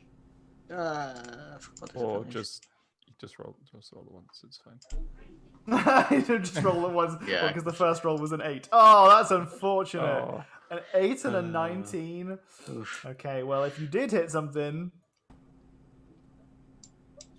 if there was, sorry, what I mean is, if there was something there, you missed it. Anything else you want to do with your turn? That's it. They just die, Tom Soz. Okay, Randall, how you feeling, buddy? Oh great, best I've ever felt. To be honest, you know, just pumped up on adrenaline mostly. Yeah. It's okay, I came back. You'll be okay in a second. So yeah, I'm gonna hang near Nurali. I'm probably Look not at even gonna her move because I don't know desperately. where anything is, other than I know that there were 3 here and they're all now dead. So I'm not gonna move. But what I will do is clutch my boon of healing Mhm. and give myself a little hit die so I can have 4 hit points instead of 3 hit points. But hey, Okay. that might be enough. That And might be then enough, yeah. and then I would like to. I want to use a key point so that I can use the patient defense thing, so that I can use dodge as a bonus action. Nice. Okay. And then for my action, I want to ready an action. For Yeah. if something tries to hit me, I want to swing straight back at wherever that attack came from. Okay. All right. Excellent. Okay. So dodge is giving attackers disadvantage. Yep. Okay. And I get advantage on saves, I think, as well. What a Dexterity, cool ability specifically that is. dexterity saves, I think. Being able to just give yourself that as a bonus action. I mean, I guess it costs a key point, but it's still very cool. Clutches pearls. Okay, cool. So you're placed You've used your opportunity to talisman up, which is this this item that we've got for Randall, which is attuned to, that allows him to have 1 hit die back as a bonus action once per day. Rolled 3 points on that one. You've now placed ready to strike if something gives you the old whacko. Okay, Nerly, you're up. So I'm assuming that Randall definitely looks the worst. Randall is in tatters right now. Randall's got scorch marks all over him. Do you want to describe to me, Docs, how Randall looks right now? I think possibly like the robe is just like hanging on by a thread. It's just from some point down, it's just mostly just like red because the mix of like the rain washing like blood into it has just like completely changed its color. And it's just he's there like mostly just holding himself up on his walking staff, like hunched over it. Not good over there. So Nerly with wand in hand touches her own wounds and then reaches out with the wand and touches Randall, and I'm going to twin a 3rd level cure wounds. Oh. So spend 3 of my sorcery points to do so, and we both regained 23 hit points because it actually mattered that I upcast it today. Holy shit. That is a lot of health. That is a lot of health. I have a thing now that I finally am going to get to use. Starting at 6th level, the divine energy coursing through you can empower healing spells. Whenever you are an ally within 5 feet of you, roll dice to determine the number of hit points a spell restores. You can spend 1 sorcery point to reroll any number. You know what? I'm going to spend a sorcery point to reroll one of those d8s and try to get higher than a 3. Of course. I see. You push your luck. It was going so well. I really did. You must use the new roll. Okay, well, we get 22 points. You must use the new roll as well. Oh no. That, ladies and gentlemen, is classic Katie dice rolling. Like the odds were in my favor, so deeply in my favor. There was literally, what is it, a 25% chance I could have rolled worse, and that's what happened. Okay, well that was my action. It's because you're so blessed in other aspects of your life, Katie. It's just going to be taken away from you in others. Okay. I would like to know on what plane those blessings exist, because I have Flower crown creation. Jeez. That is a skill that was hard won. A blessing. Okay. Alright, okay. Okay, and I don't think there's anything else I can do as a bonus action. Let me double check my spells really. Well, I can't cast a spell. That's what the whole point of everything is, that I can't. Okay, that's all I can do then. That's it. That's all I got. Okay. Right, well, we are about to have our lightning bolt hit. So, if you want to be paying attention, feel free. If you want to be looking at your phones, you're also welcome to do that. It's not the right zoom level. Ah! Oh, I missed it. Oh, Jesus. I zoomed in to see what was happening, and then while I was zooming out, they all appeared. I tried so hard to give you, like, time. I know, I was in the middle of zooming. Anyone else happy that they saw? Oh yeah, we could just Twitch snipe it. We could just stream snipe it. But don't! Oh, full meta game. Somebody clip that! No, I'm kidding. I'm kidding. Want the clip? He worked too hard on how cool of a mechanic this is. My God. Okay. Right. Anyway, yes. So that was your glimpse for this turn. A lightning bolt is going to be landing. Can we have someone roll a d5, please? I'm doing it. Okay. Don't trust Aura anymore. Okay, that is haiku. Oh no. Is it lightning? It is lightning, yes. Very, Could I very use frightening. reaction against it? What's your reaction? When my character Very sheet loads, I will confused. absolutely tell you. Absorb elements. Oh, let's go. Describe that for me. So I'll just put that in. I clicked the wrong One button. reaction when you take acid, cold, fire, lightning, or thunder damage. The spell captures some of the incoming energy, lessening its effect on you, and storing it for your next melee attack. You have resistance to the triggering damage type until the start of your next turn. Also, the first time you hit with a melee attack on your next turn, the target takes an additional 1d6 damage of the triggering type, and the spell ends. Ooh, that's so bloody cool! nice. That is a really cool spell. Okay, well, first off, we have to see if you get hit by it. So please make a dexterity saving throw. Yeah. Disadvantage or just normal, is it now? Normal. Okay, so you do get hit by it. Could I? Oh, I don't know if Flash of Genius affects myself. Sorry, let me just check. Bum, bum, bum, ba-dum. I also love that it's called Flash of Genius. That's just so fun. Would Flash of Genius make a difference? +3. There are so many different billions of fucking... Oh, wait, you just add it to saving throws? Is that what you do? Yeah, it just adds my intelligence modifier on. I don't want to tell you whether or not it would make a difference. I'm gonna use a Flash of Genius and add 3 onto that. Okay, it does not make a difference, but it's used up anyway. What about a Welcome to combat D&D. D6? He left. Oh no. Well, regardless, we still get our cool absorb elements moment. You are struck by... Oh, wait a second. He does get resistance, so there's that. Yeah, but it says Yeah. resistance to the triggering damage type until the start of your next turn. Yeah. So I'm assuming that applies to the damage that you take, because it does say lessening its effect on you. Yeah. But Yeah. also, it doesn't like specifically say that the damage that that particular instance that you take. I think that's just I poor think wording. it says it captures some of the incoming energy, and that's supposed to let you know that it does this attack, and then also if you get hit again, then it'll work on those as well. So you take 8 points of damage. Half. That's already halved. 8 points. Yeah. So this means haiku is cool. Yeah. Turns out. We didn't know. But you take 8 points of damage instead of the grand total, and instead of like, you see for an instant the static kind of around you, or rather you feel it in the air.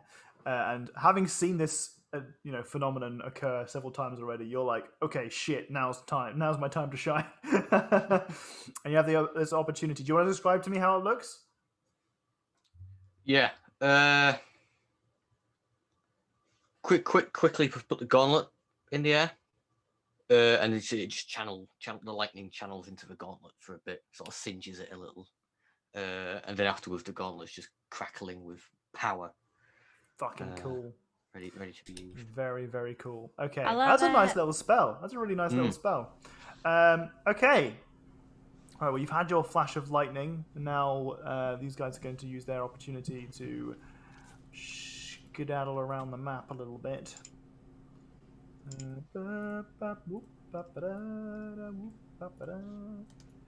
And this motherfucker's a dumbass and walks through the beam of light. Suffer in the sky at night. Failing their saving throw. Yes. They pop like a balloon. 18 points. I'm up to 11. We have everybody is ready to go. It's like green text been flashing up this entire time. Fuck you, green text. Get out of here. There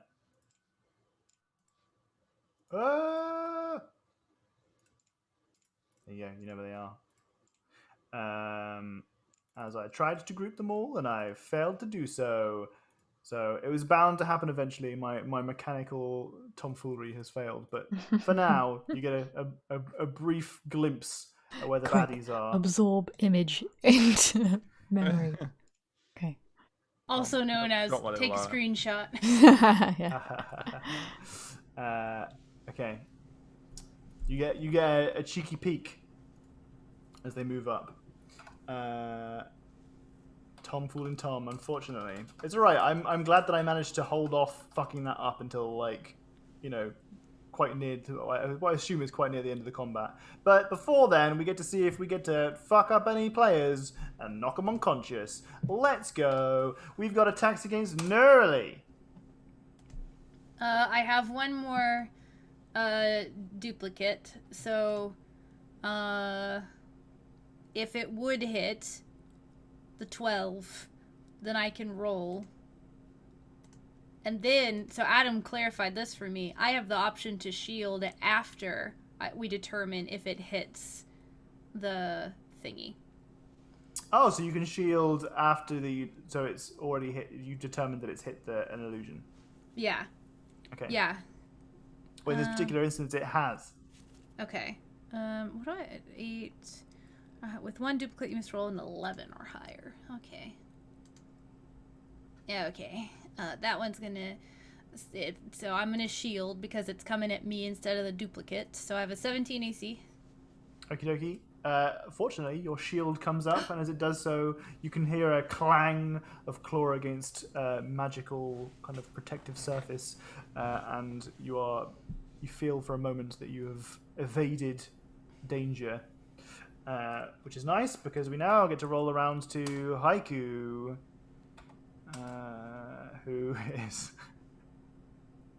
who's hit, and then Randall, who is crit.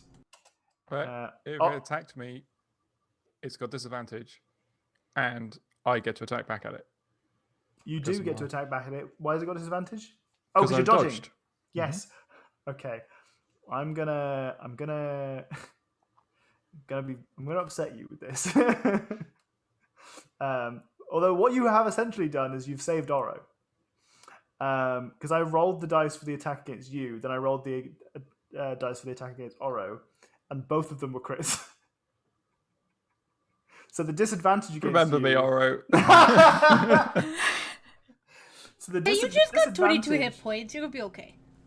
Additionally, the last time I crit you and Haiku, it was also double crits in a row. So that's the second time this game that I have rolled double crits. And I can't even roll better than a 3 on a D8. It's all fucking bullshit. That's what it is. So but you've absorbed one of those crits wonderfully by using your dodge attack, and you get to attack back. So please feel free to roll your attack against it. Someone give Tom a D6. Wow. Thankfully, there's none left in it. He clearly needs it. Well, there we go. I crit back. Oh, shit. This Hell is excellent. yeah. Yes. I love it. Okay. This is a fight and a half. Oh my god. Okay. Can we roll? Let's roll twice on the crit table then. I'll do 1d100 for them attacking you. They rolled a 10. Okay. 20. Okay. So the 10, wide open. Target. What the fuck? Oh, wait. It was a critical hit, right? Yep. Target incapacitated 1 round with no 1 or 2 on damage die. And then the 90 impaled, 1d10 bleeding damage per round, stunned for a round, triple damage. Shit. You gotta love it. This is fucking excellent though, right? Okay. So if you wanted to be into the nitty gritty, we'd have to figure out who hit who first. But details, right? So we're gonna say both of these crits landed, which involves you've impaled this motherfucker, and you've been With a quarterstaff. with a quarterstaff. Yeah. And he's been Immobilized? incapacitated. Incapacitated. Oh right, okay. Yeah, But not stunned. I don't know what the difference is. Is incapacitated just unable to move? Is that what that is? Conditions. Incapacitated. Oh, you can't take actions or reactions. That's okay, because that's not what he's doing right now. So basically, you'll lose your next turn except for a bonus action. Yeah. So you can I think patient bonus defense actions. again. Do bonus actions count as actions? No, The word 'cause- is in the word. Can you only take bonus actions when you can also take actions? I would assume that it would say specifically that you couldn't act on your turn. if it just wanted you to not be able to do anything. That's fair. Yeah. Or you could act fuck it. for We'll the go. round. We'll go with bonus rounds, bonus actions for now. I don't really Okay. have very many interesting bonus actions. So. Well, that's fine. We're learning. Right. Let me. So it's triple damage. Yeah. I roll and then we triple it, or I roll You know, you roll 3 times the dice. all of the dice, or just the. It says triple damage, so I think that means he rolls for like a single attack, and then we triple it like with the bonuses. Because it normally I says guess- extra damage. Yeah. die. Yeah. Okay. Yeah. Because Yeah. otherwise they say extra damage die, which gives you like a third dice but no bonuses. So I think he Sure. rolls just like a regular attack, and we triple. Okay. it. Go for it.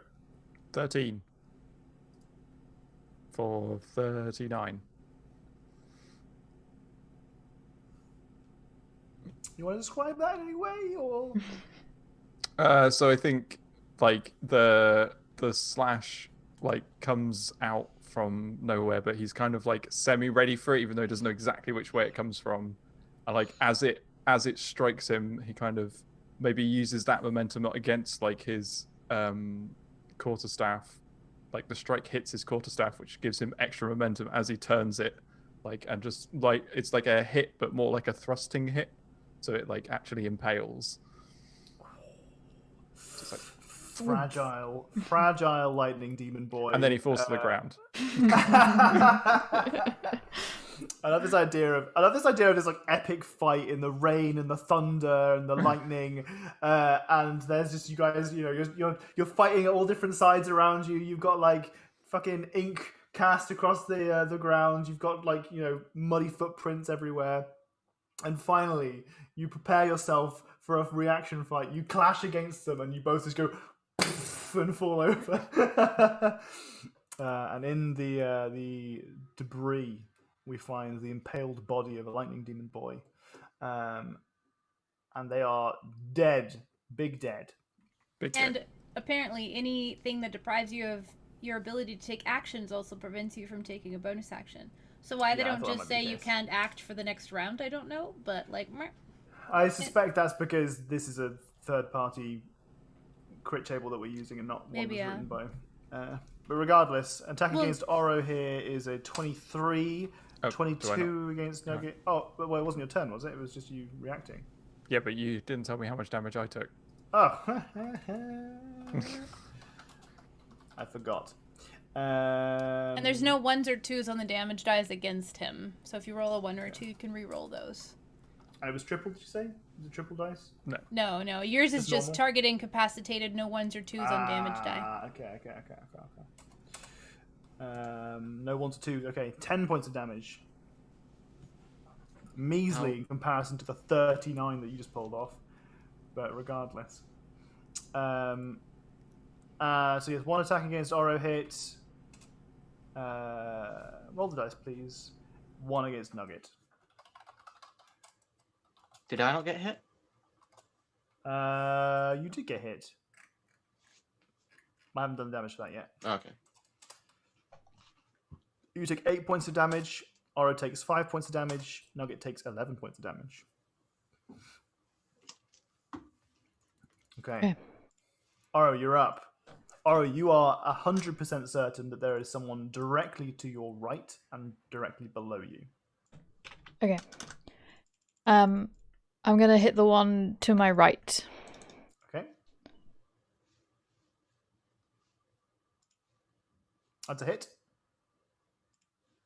8 with my That is One. one dead boy. excellent. We've got another blind stabby Oro doing this.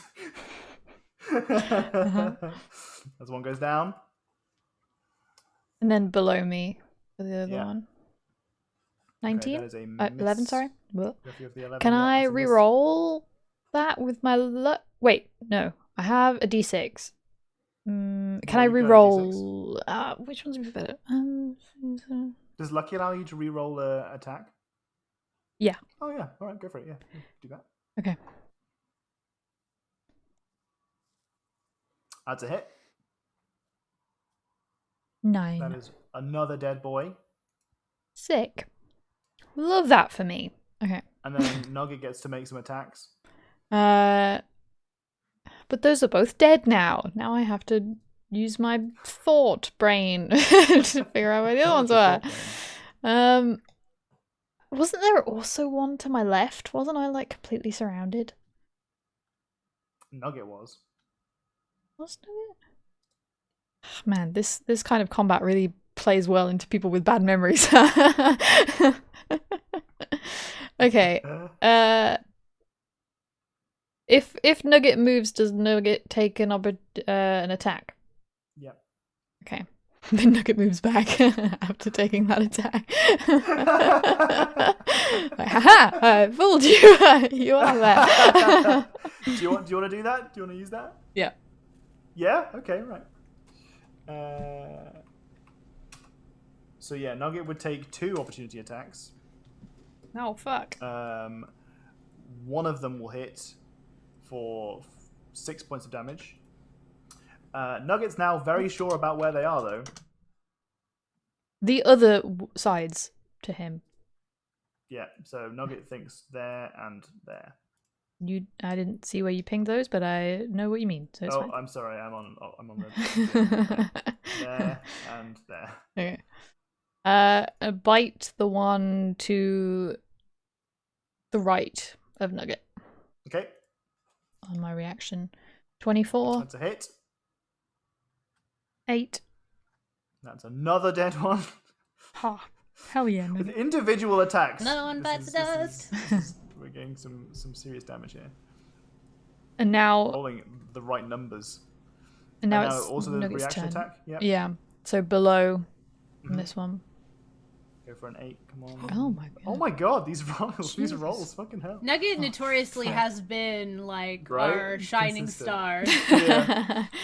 Okay, so Nugget lashes out, manages to embed some teeth in one, tears it out. As part of its torso just falls to the ground. And then spinning around, having baited out attacks by moving, which I love, by the way, has identified where another one is and just once again latches on, isolating their position. Not killing it, but doing a significant portion of its health and damage. Anything else you want to do with your turn? No. Okie dokie. Haiku, you're up. How are you doing health-wise? Not good. Not good at all. Am I aware of any in my immediate vicinity? Yep, there's still one directly next to you.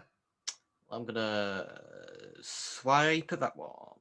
We're going to need a good old power gauntlet punch. Yeah. This one is definitely no longer inky. That is a miss. Shit. I get disadvantage if I shoot them at point blank, don't I? Yeah, but you've already got disadvantage anyway. Yeah, it doesn't stack, so. Yeah. Might as well. Yeah, well, I'll use my bonus at point blank. Oh. Oh no.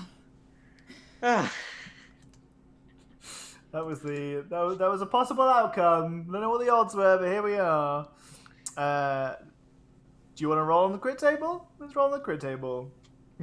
Like, are you asking? Could we choose Yeah. not to? Fuck. No. Do you want to roll your own fate, or do you want me to roll your fate? And the low numbers are bad on crit fail table, right? Butterfingers, disarmed. Disadvantage on next attack roll. So the disadvantage doesn't really matter, but disarmed. How does that work? He's using his claws, right? So like, meh. Yeah, he's fine. Uh-huh. Nothing happens. Okay, great.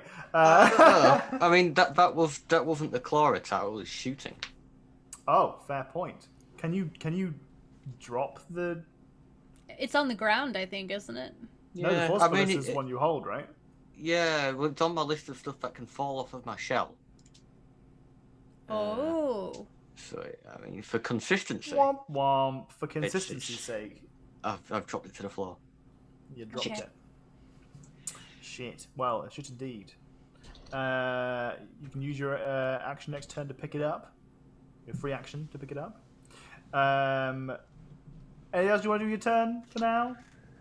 I don't Take a think there's step anything into the else. big stinky death ray next to you. Calling to me. Oh, No, yeah. no, step into the Yeah. death. It's gonna. Yeah. Take a step to the left.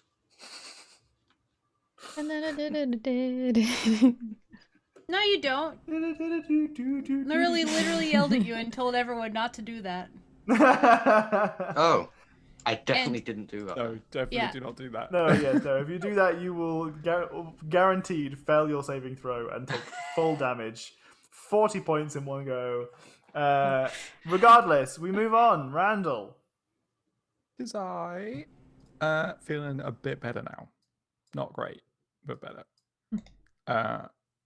So just seeing Haiku attacking one in front of them, Yep. like here. So I'm Mhm. gonna And then drop their hand cannon. and then drop their hand cannon. So I'm gonna follow suit and hit and drop my quarterstaff because it's cool. It's the cool thing to do. So I get 2 of those and 1 of those. I hate to be this person, but this is the turn you don't get to do anything, right? Oh yeah, it is, isn't it? I do nothing. Oh, This is bummer, what Randall is happening in Randall's head, and what actually happens is nothing. Nerily. So normally I would know this, but we're all kind of like stacked on top of each other, so I can't see every health bar.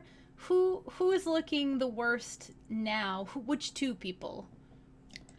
Haiku looks pretty bad. Haiku and Randall are still the I'm on worst. 9 health. Yeah, Haiku's the worst. Randall's the second worst.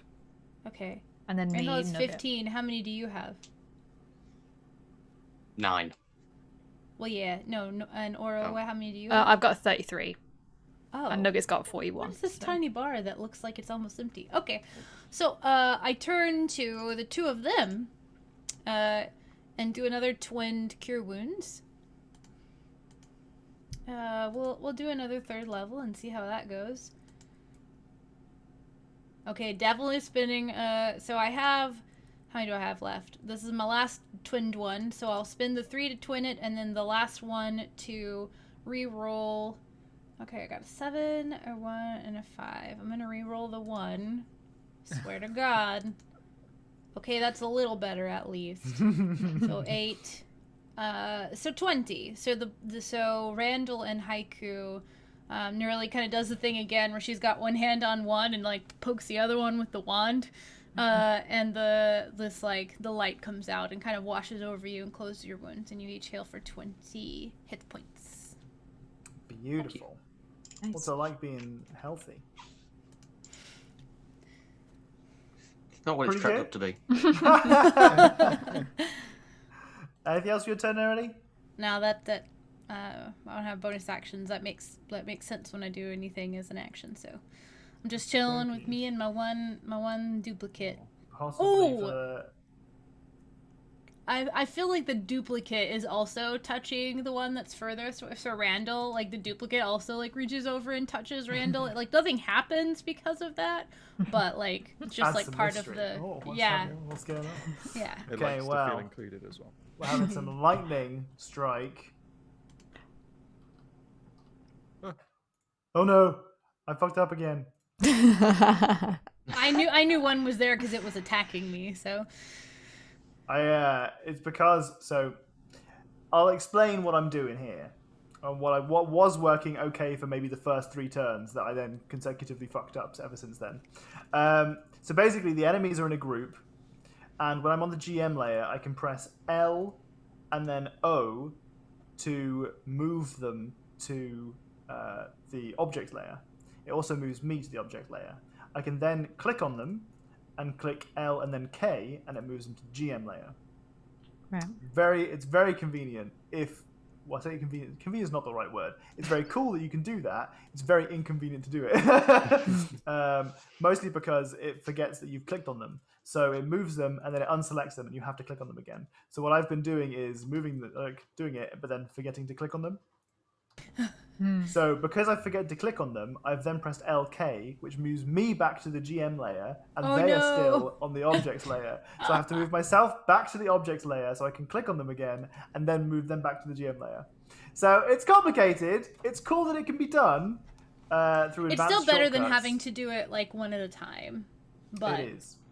But with that, we're all gonna roll. We're gonna roll for a lightning bolt, please.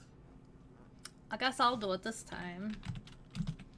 1d5.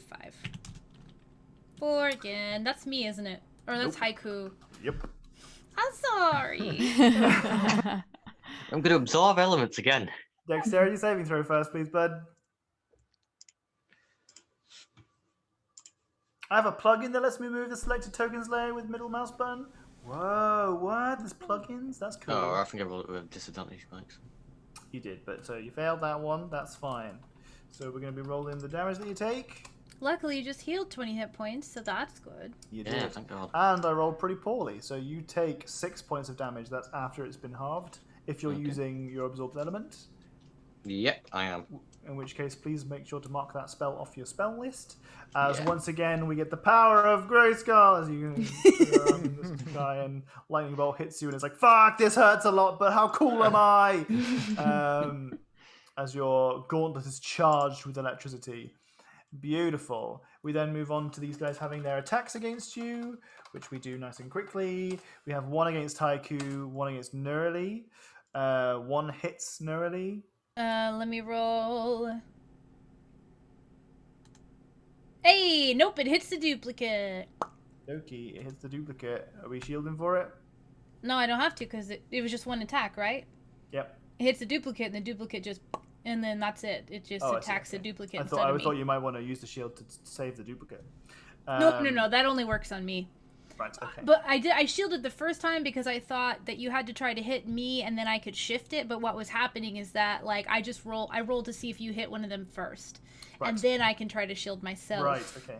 Okay, cool. Yeah, I messed up. Well, we learned something new today. Yeah. Well, that's the final illusion gone.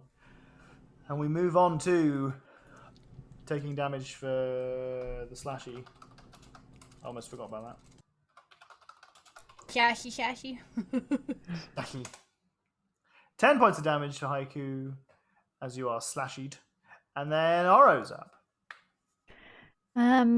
Ori's gonna go over here and try your net that one next to Haiku, please. A little bit of stabbing. Let's go. A little bit. 12. That's a mess. I would like to use my d6, please. All right. Alright. That's a hit. Alright, agree. We can roll some damage. 7. What we got now for our damage then? 7. Just, 7 points of damage. Yeah. That's a 7. dead one. That's a dead boy. Excellent. I don't know how much I moved, but probably not a lot, was it? No, it was like You're probably 5. right. It's fine. Probably you're right. I don't know what's my movements. 35, probably fine. Just go over here. Probably right. Yeah, keep going. Just Go probably over do there. that. Right, yeah, go do over here a and hit that stab. one. Go again. Oh shit. Oh no. Got a lot of, got a I'd lot like to of use them my today. luck point to Right, go on then. reroll that. Yeah. Oh, 11. Not. Oh, it's better than a crit fail. Alright. Well, All right. Well, Okay. that's that. What about Nugget? I got a combat d6 if you want to use one of mine. nah. Nuggets probably got it. Okay. And before I crit and fail, Nuggets. Oh, double 13 though, which is arguably still a crit fail. That's something. That means it's lucky and it hits, right? Well, that's the bite, but you also got your reaction. Mhm. Oh my god. That one crit. I did jinx myself. Could use the Vincent. combat d6 on Nugget's first attack. Right. I could have done. I'm I mean- kidding, I'm kidding. You want to do that? No, I'm No, it's fine. It's fine. Okay. Alright. Well, Nuggets roll when you want. I'll resolve this for you guys without having to go into too much more combat because we have now got to the very last of the Lightning Devil boys. This is the last one. So, who wants to dibs the kill? It can't be Oro. I think it should just walk into the thing.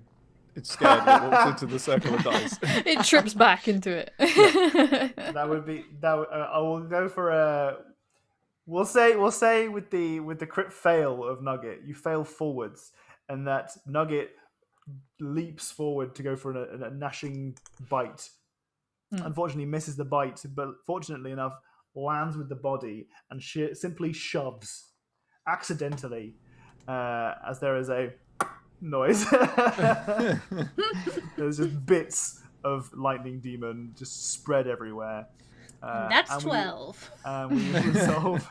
we resolve our combat. Simply because we don't want to spend the entirety of our evening rolling dice to see who gets the last kill. But that is our combat resolved. Well done, everybody, on staying alive. We had no people fall over unconscious, which is nice. We had Got close. She got very close. As close as you possibly can get. In But fact. that was a fun little mechanic to be playing with. A bit of invisibility, but not too much invisibility. Yeah.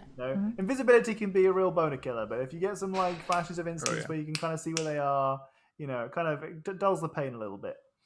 Does the storm Okay. stop? No, the storm does not stop.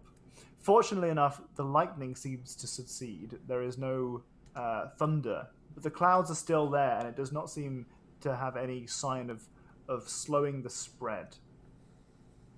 I drop Sickening Radiance. Okay. Good call. Good call. Let's get that out of there. So, I didn't spend much time describing the NPC that we had in our last game, and if you want to go and check the VOD, don't. But you've now got more of an opportunity, because last time they were hooded and they were kind of just screaming at you, and you didn't get much of a chance because there was too much going on. This time you get an opportunity to properly inspect the individual before you. This is an elderly lady of halfling descent, who is covered from head to toe in extremely intricate tattoos. Sick. Oh, thank you. Thank you for saving my life. I don't know where they came from. Nearly staring up into the rain. Is it nighttime or daytime? It's daytime. Daytime. She's staring up into the rain, looking like in wonderment. Not paying attention. Oh, okay. Where are you going, travelers? Horror's for IQ's too busy trying to get his items back. Yeah. So she's just facing Oro, Nugget, and Randall at the moment. We're going to the place I forgot the name of because I can't read it. Orkspear. Onkspear, yeah. Oh, why? Nobody goes there. We have business to attend there. Well, could I trouble you to help an old lady? What help do you need? Well, my wagon has been damaged, as you can see, and a bit of help repairing it would be very helpful for me. I'm hoping to travel to Immersea. Let's take you back to the map, shall we? Was that Yes. the place? Was that the place that we said we were going to send smuggled books to as a cover story? Immersea? Okay. Immersea is on the way to Orkspear. Okay. Oh, right. Oh, damn it. Which definitely we would have known. It's an escort mission. Oh, damn it. We've been lumped with the old lady. Yeah. Hell yeah. That's why you always ask where they're going first. And then you can decide whether you let them know where you're going. I just need a little help with my wagon, and then I'll be on my way. Are the horses still here or are they long gone? There's a horse. Okay. Why not? Leave lady a horse. It's just one of the wheels is damaged. If we help, Wow. can we because it's on the way to where we're going, could we like come along with you? You got maybe? Well, yes, of course. Hell yeah. Fixing mission. You did help me. Stranger danger be damned. You're right. I would really appreciate it. You did save my life. You're welcome. Hey, what's your name? Oh, my name is Margaret. Margaret. Okay. Margaret Stevens. Oh. What's your name? Oro. Hello, Oro. This is Nugget. Hello, Nugget. What do you? You are old man. Randall. Oh, Randall. You have two occupied friends. Yeah. That's narrowly looking up the sky. Oh, hello, dear. Are you a bit stupid? No, I. Yep. Okay. Well, who are you? Haiku. Introduce So I yourself. give like a backwards wave, but I'm too focused on the things. Oh, very interesting. Yeah, they're just Okay. picking shit up. Okay. Well, I appreciate your help regardless. I don't know what I would have done. Probably die. And I'm not ready for that yet. I know. I've been on this earth for a long time, but I'm prepared to continue my craft a little bit longer. Your craft? What's your craft? Oh well, she pulls up her robe. I am a tattoo artist. Don't tell Oro that. Okay, Oro gasps. Cool. I assume the tattoos are like cool tattoos, like. She has a mixture. Okay. So some of them are in a very particular style. She has many tattoos that are just like kind of like doilies, like old lady patterns that you would find just like tucked away on like a windowsill or like on a table display. There's a precious moments person on top of the doily. There's you can see that one of them just says "Live, Laugh, Love." I mean, you can see that there's just like some of them are like there's like like a shepherd with some sheep, that kind of stuff.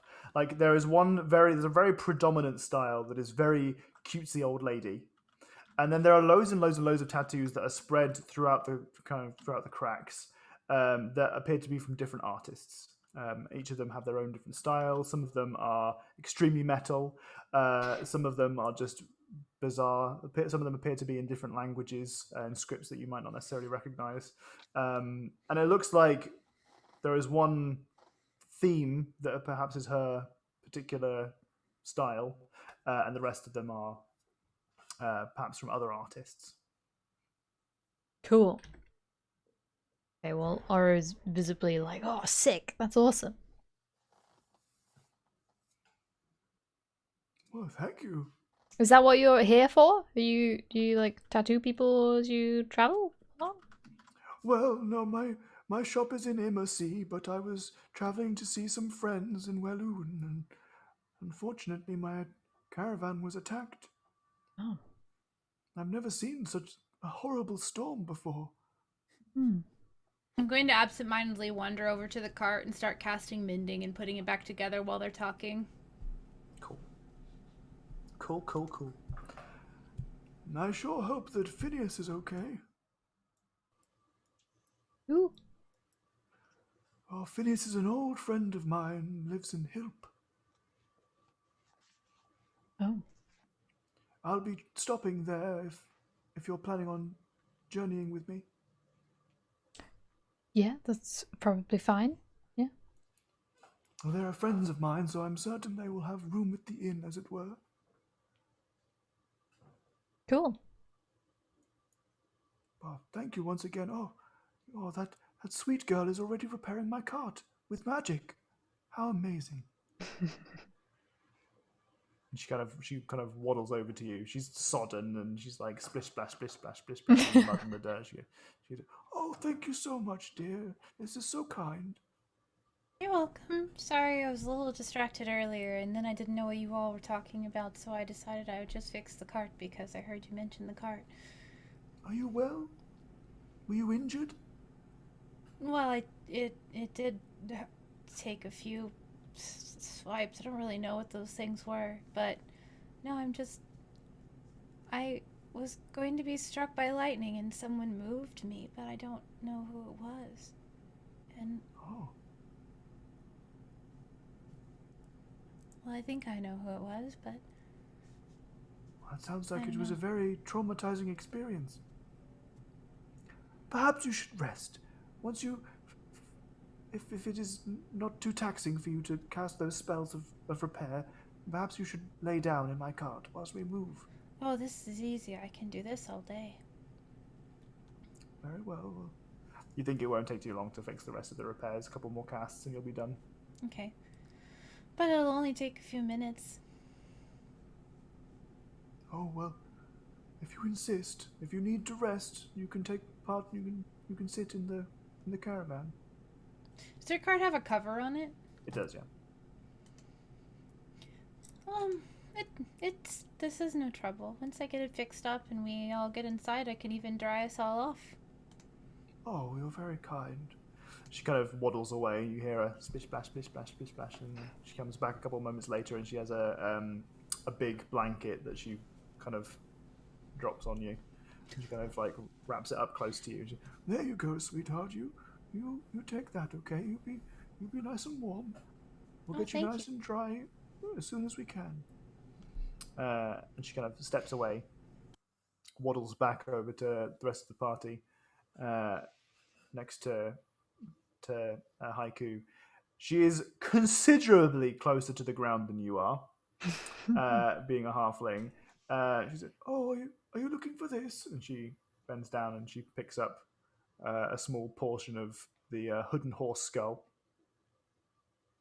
Oh, well, thank you.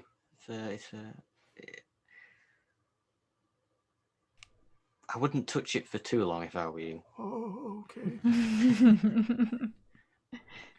It's best not to ask.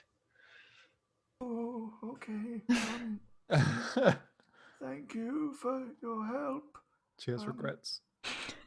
Goodbye. She waddles back over to Randall and Horizon. I think we might struggle to get him on the cart, but we'll be okay. Don't look offended by that. You're huge. Aren't you like 6 foot something tall too? With a huge Covered in shell, extra like stuff. yeah, laden with On big top. things. And she's a halfling, and the cart, the convoy has been made mostly for her. And the carriage has been made mostly for halfling-sized people. Well, regardless. Okay. I need some roller skates.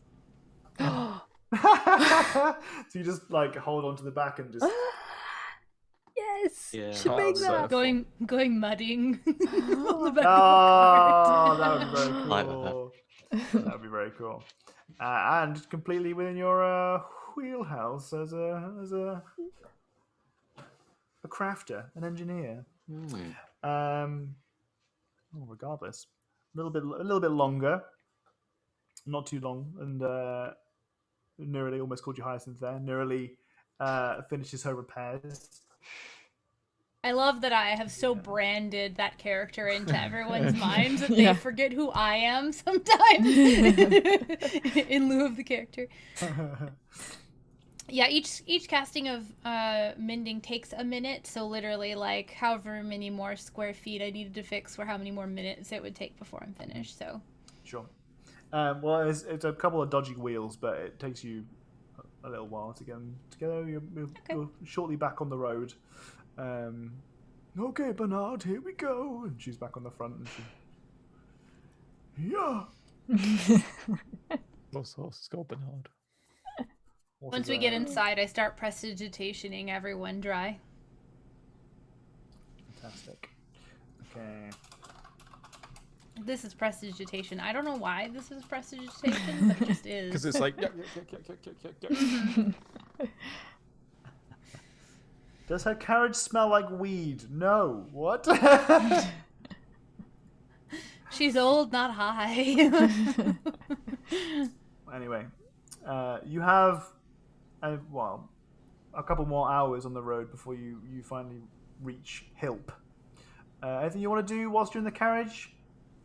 I want to ask her about all of her tattoos. I want to know stories about. You don't have to tell me them, but I would want to have an extensive conversation with her about her favorite tattoos.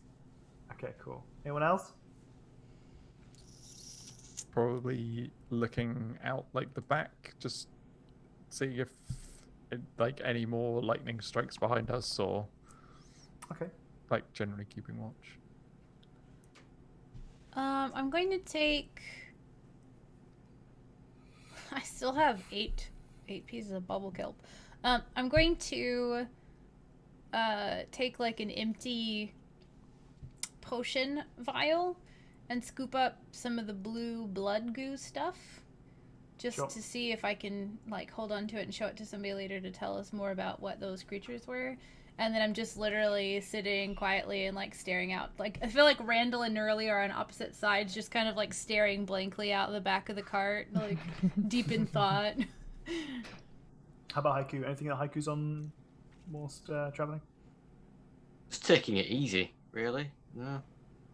We've been beaten up a bit after that fight. Understandably. This can absolutely count as a short rest if you guys want to So perhaps to ask. use that as an opportunity to refill some of your health points or anything like that, or anything that you get back after a short rest. You pop along on the road. Margaret seems very happy to tell you stories about each and every single one of her tattoos. It gets to a point where she stops showing them to you, though, because they start being undergarments that she doesn't want to, reveal.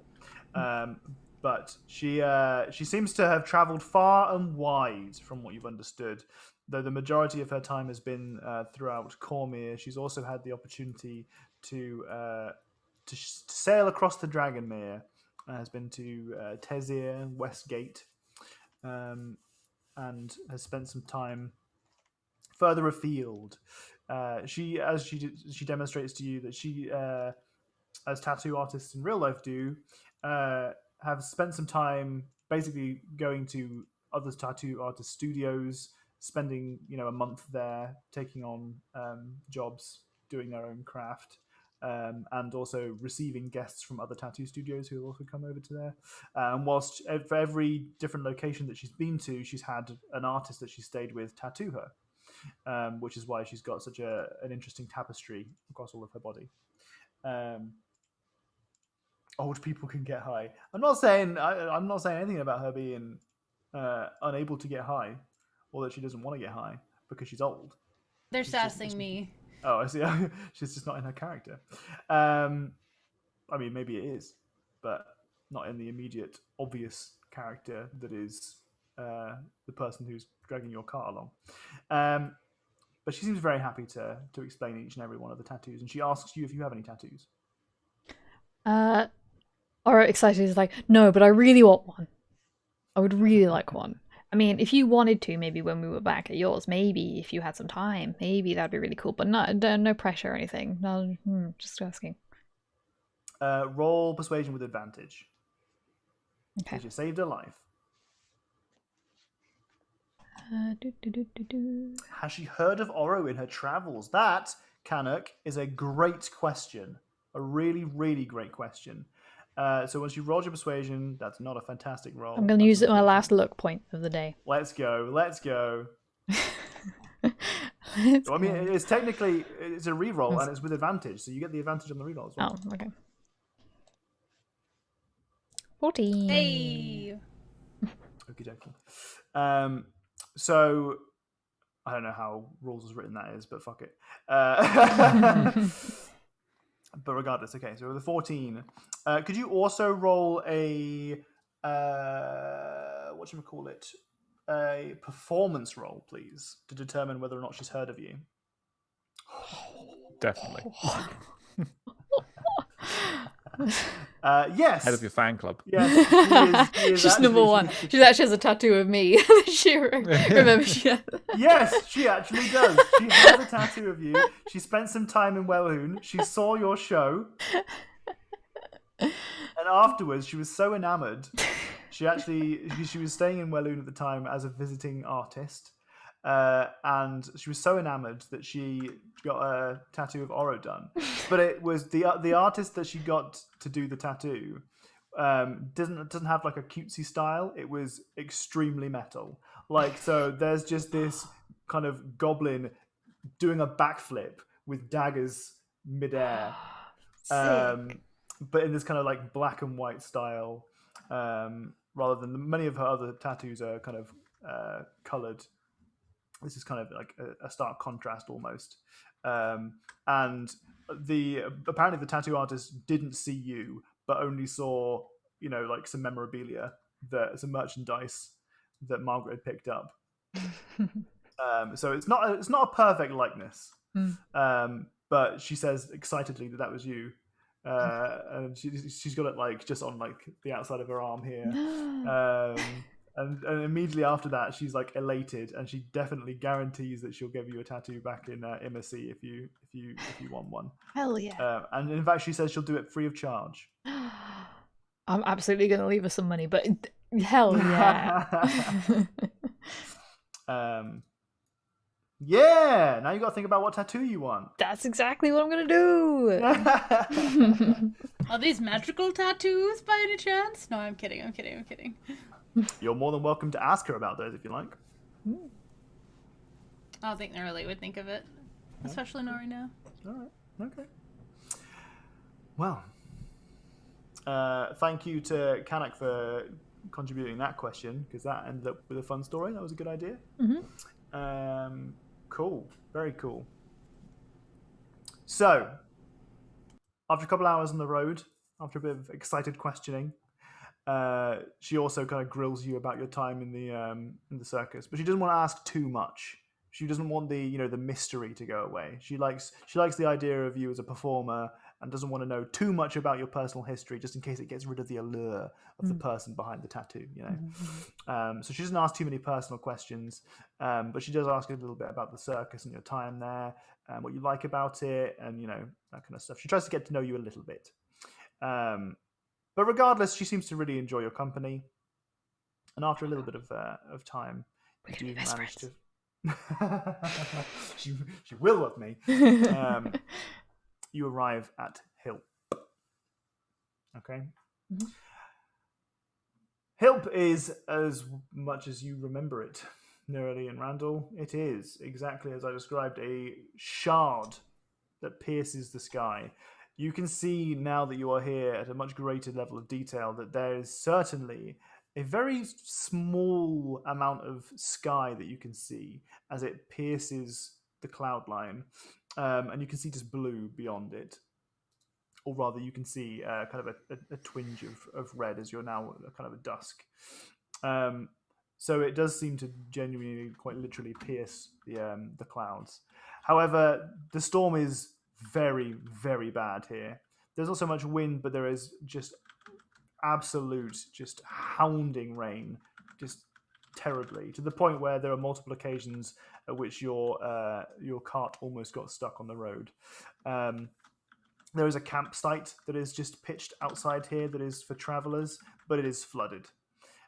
There is only at the entrance of you as you arrive at Hilp, you can see that there is one stall that has the words "Mist Elixir" that is painted across it in a big, colourful kind of blue and white writing. It has this kind of big cloud around the outside of the logo, and you can see that the big wooden stool looks like it's supposed to have bottles on it, and maybe it was supposed to be manned, but perhaps because of the weather, nobody is there. There is a motto underneath the words "Mist Elixir" that says, "Don't let it go over your head." But next to that stall, there is a lift that looks like it needs to be somewhat manned. It doesn't look like it's something that is comfortably automated. It looks like it is quite well maintained, though. It looks like you could probably ride that comfortably without any issues. There is a very small stable where Margaret does hitch Bernard that is raised, fortunately, so it doesn't look like it's going to suffer any real damage from any water. But you're now in the evening, and she kind of says, "Well, I'm going to go upstairs and say hello to everybody. You willing? You coming up? Yeah. Get away from this horrible weather. Mhm. I'll introduce you to my friends. That would Sounds be good. very nice. I'm sure we'll find something for you to eat as well." And you kind of hustle yourselves into this elevator, essentially. There seems to be some kind of mechanism by which a big lever is pulled, and you can hear almost in the distance a ding-a-ling-a-ling of a bell. It seems to be that the stone kind of carriageway that lifts you just vertically up this cliffside has bells along it. Like there's not just one at the very, very top. There are bells as they go along. And there are chains that are attached to either side. It's hard to see precisely what the mechanism is and how it works, but it's not something that you see very frequently. In fact, this kind of mechanized elevator is not something that you've really ever seen, unless you have a particular thing in your backstory that says you have. This is new information to you that these contraptions exist. Regardless, a few moments after ringing the bell, you can hear a clunking and whirring as the chains start to move and the platform lifts slowly but surely into the sky. There is, enough buffeting of the wind that you are uncomfortable in your ride as it lifts you. However, there is no real danger. You don't feel like the chains are at any kind of level of pushed beyond their capacity with you all stood inside there, regardless of big shell boy or big shell person. And inevitably, after about 10 minutes worth of being pulled up by this mechanism, you do arrive at the top. As you do so, there is a spread of buildings in front of you, about 5 of them. 2 of them look like small houses. One of them is a very tiny little hut that just says it has like the image of a bed, but it's the bed itself. The bed frame is a cloud, and it has just a list of prices on the outside that seem to be in gold, but it's been written in chalk. So it's hard to see what it is because it's rained so much that it's just wiped all of the chalk off. You can also see that at the top of here is something that explains a lot of the, well, maybe it doesn't explain, maybe it raises more questions, is what appears to be a giant mill. Oh no. In fact... Listen, Flashbacks. Rain, okay, it should be fine. In fact, really, it would be... it's more like a wheelhouse sort of thing. It's kind of, it looks like it is churning as if it were pulling in what you would expect to be, in a river. It'd be pulling in water, using that as a way to power the mechanisms to crush grain or whatever. In this particular instance, it looks like it is using this big wheel to pull in cloud. And there is, letting the cloud seems to be coming in one side of this mill and gently wafting out the other side of the mill. Both sides is just storm clouds. It is hefty. And in fact, you can kind of tell that this mill is not working at maximum capacity right now. Its wheels are slowly turning rather than quite rapidly and with purpose. You are met as you step off of this elevator by a human that is wearing a massive coat, and you can see that they are holding a wooden umbrella that is directly just kind of shuffled over them, and the hood is low enough on them, and they are so sodden that they just do not seem to really like make any effort to show their face. and they go, Margaret, what are you doing? Are you okay? You look tired. Please come. Who are your friends? Come. We did not expect you for another day. This is very dangerous weather for you to be traveling in. Please come in, please. You can see that one of the other buildings on the far side of it appears to be kind of a warehouse, but it's stylized in a manner that it also looks like it's been kind of pushed into a shop. It looks like the back end of it might be for storage. The front end of it has this Mist Elixir storefront on it once again, but it also seems to say this is like Mist Elixir, etc. And you can see just through the window of it, there's a storefront. That the majority of this shop appears to be bottles, glass bottles that have had hand-painted these kind of cloud motifs with the words Mist Elixir on. That, from what you can tell from this distance, it just looks like water. And there is a small part of the shop that is also kind of miscellaneous objects, kind of just, a little bit of merchandise, but for Mist Elixir, but also just like, milk, whatever you need. Some bread in there. General store with a theme, damn it. Yeah, exactly. You are hurried into what looks like just someone's dwelling, and this individual who met you at the lift shrugs off their coat and then starts to take the coat of Margaret and looks to take some clothes from you guys, and just notices that you're not really wearing anything that's something that they can take from you, unless you are, in which case he does take them from you. And you can see that this individual is, I think I described them as human and very good looking. They're about 5'10". They've got this kind of long black hair and this kind of just very delicate features, a sharp jaw.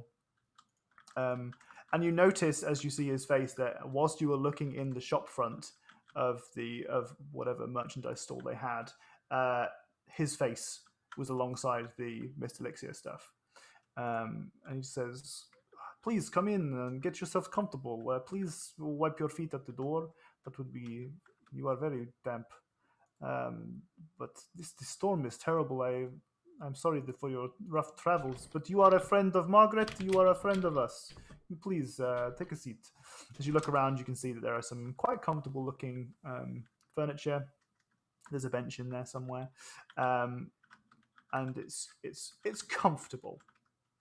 You can also see. One second.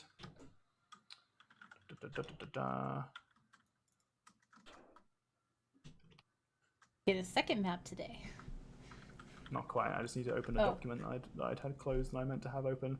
Oh. That there are some towels that are brought in from another room that are kind of wrapped, or not wrapped at you. It's a bit familiar. They're kind of like thrown at you in like a way of like, please get yourself dry. It's pretty rough out there, I understand. But you notice that one of them has KS inscribed in the corner of it.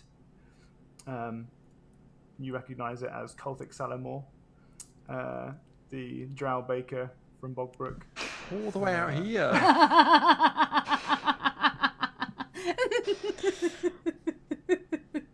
We're just gonna travel across Cormyr and find things that people have stolen from poor Gothic.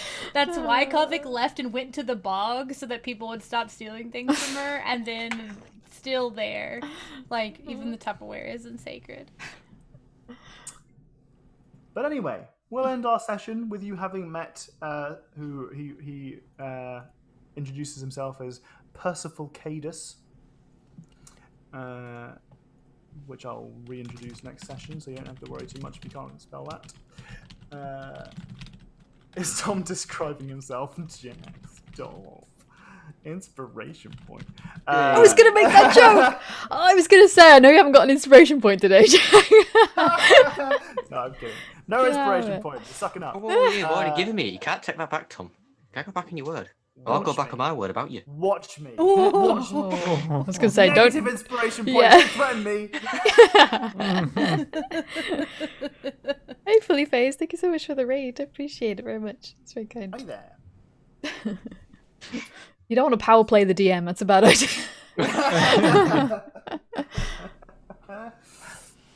So yes, we actually end today's session. Sorry, Fully Phased. With you guys having arrived at Hilp alongside Margaret Stevens. You can thank Jenny for that name. Oh yeah, I did think of that. I said, Jenny, I need an NPC name. Margaret. What's her surname? Stevens. So that's what we've got. Margaret Stevens. How do you know someone's an NPC? Their name's Margaret Stevens. Well, wait, in the same session, you have also met. Fucking goddamn! And I closed my notes. What the fuck was that guy's name? Percival-Kitus. That's the one. There you go. See, wow. I didn't think of that one, unsurprisingly. I took notes. You want to hear my notes? Go on then. Percival-Kitus is the pretty boy who runs the mist potion thingy. That is the idea that I had for the character. Yeah, there you go. You got the essence of him. I couldn't remember the name of the shop. I was like, important things. His name, he's pretty, runs a shop. Got it. Done. I should put cool. seems nice. Well, we end today's session with you guys having endured the battle of the invisible storm devil boys. And, you know, nobody having gone down, which is something. Big something. No deaths, no unconsciousness. That's great. It has been a while since we've had a combat where you guys haven't had someone go down or get close to going down, but I guess we did have that, didn't we? There were several people that were quite close to being... I mean, I only have 30 hit points, and the first time you hit me, you did 17 or 15 or whatever, and I was like... Ooh, one of this is those. not good. Yeah, one of those. One of those. We also had a nice little moment where we had Nurli get yoinked away from danger. Whisked. Because that could have taken you out. But regardless, here we are in the relative safety of an abode atop a spire in the clouds. Cool. And that's where we end our session for today. Hell yeah. Very cool. Woohoo. GG's. On the castle in the clouds. GG's. Fun game. Well, GG's. Almost went the whole session without fucking up my goddamn lightning reveal GM layer thing, but butts.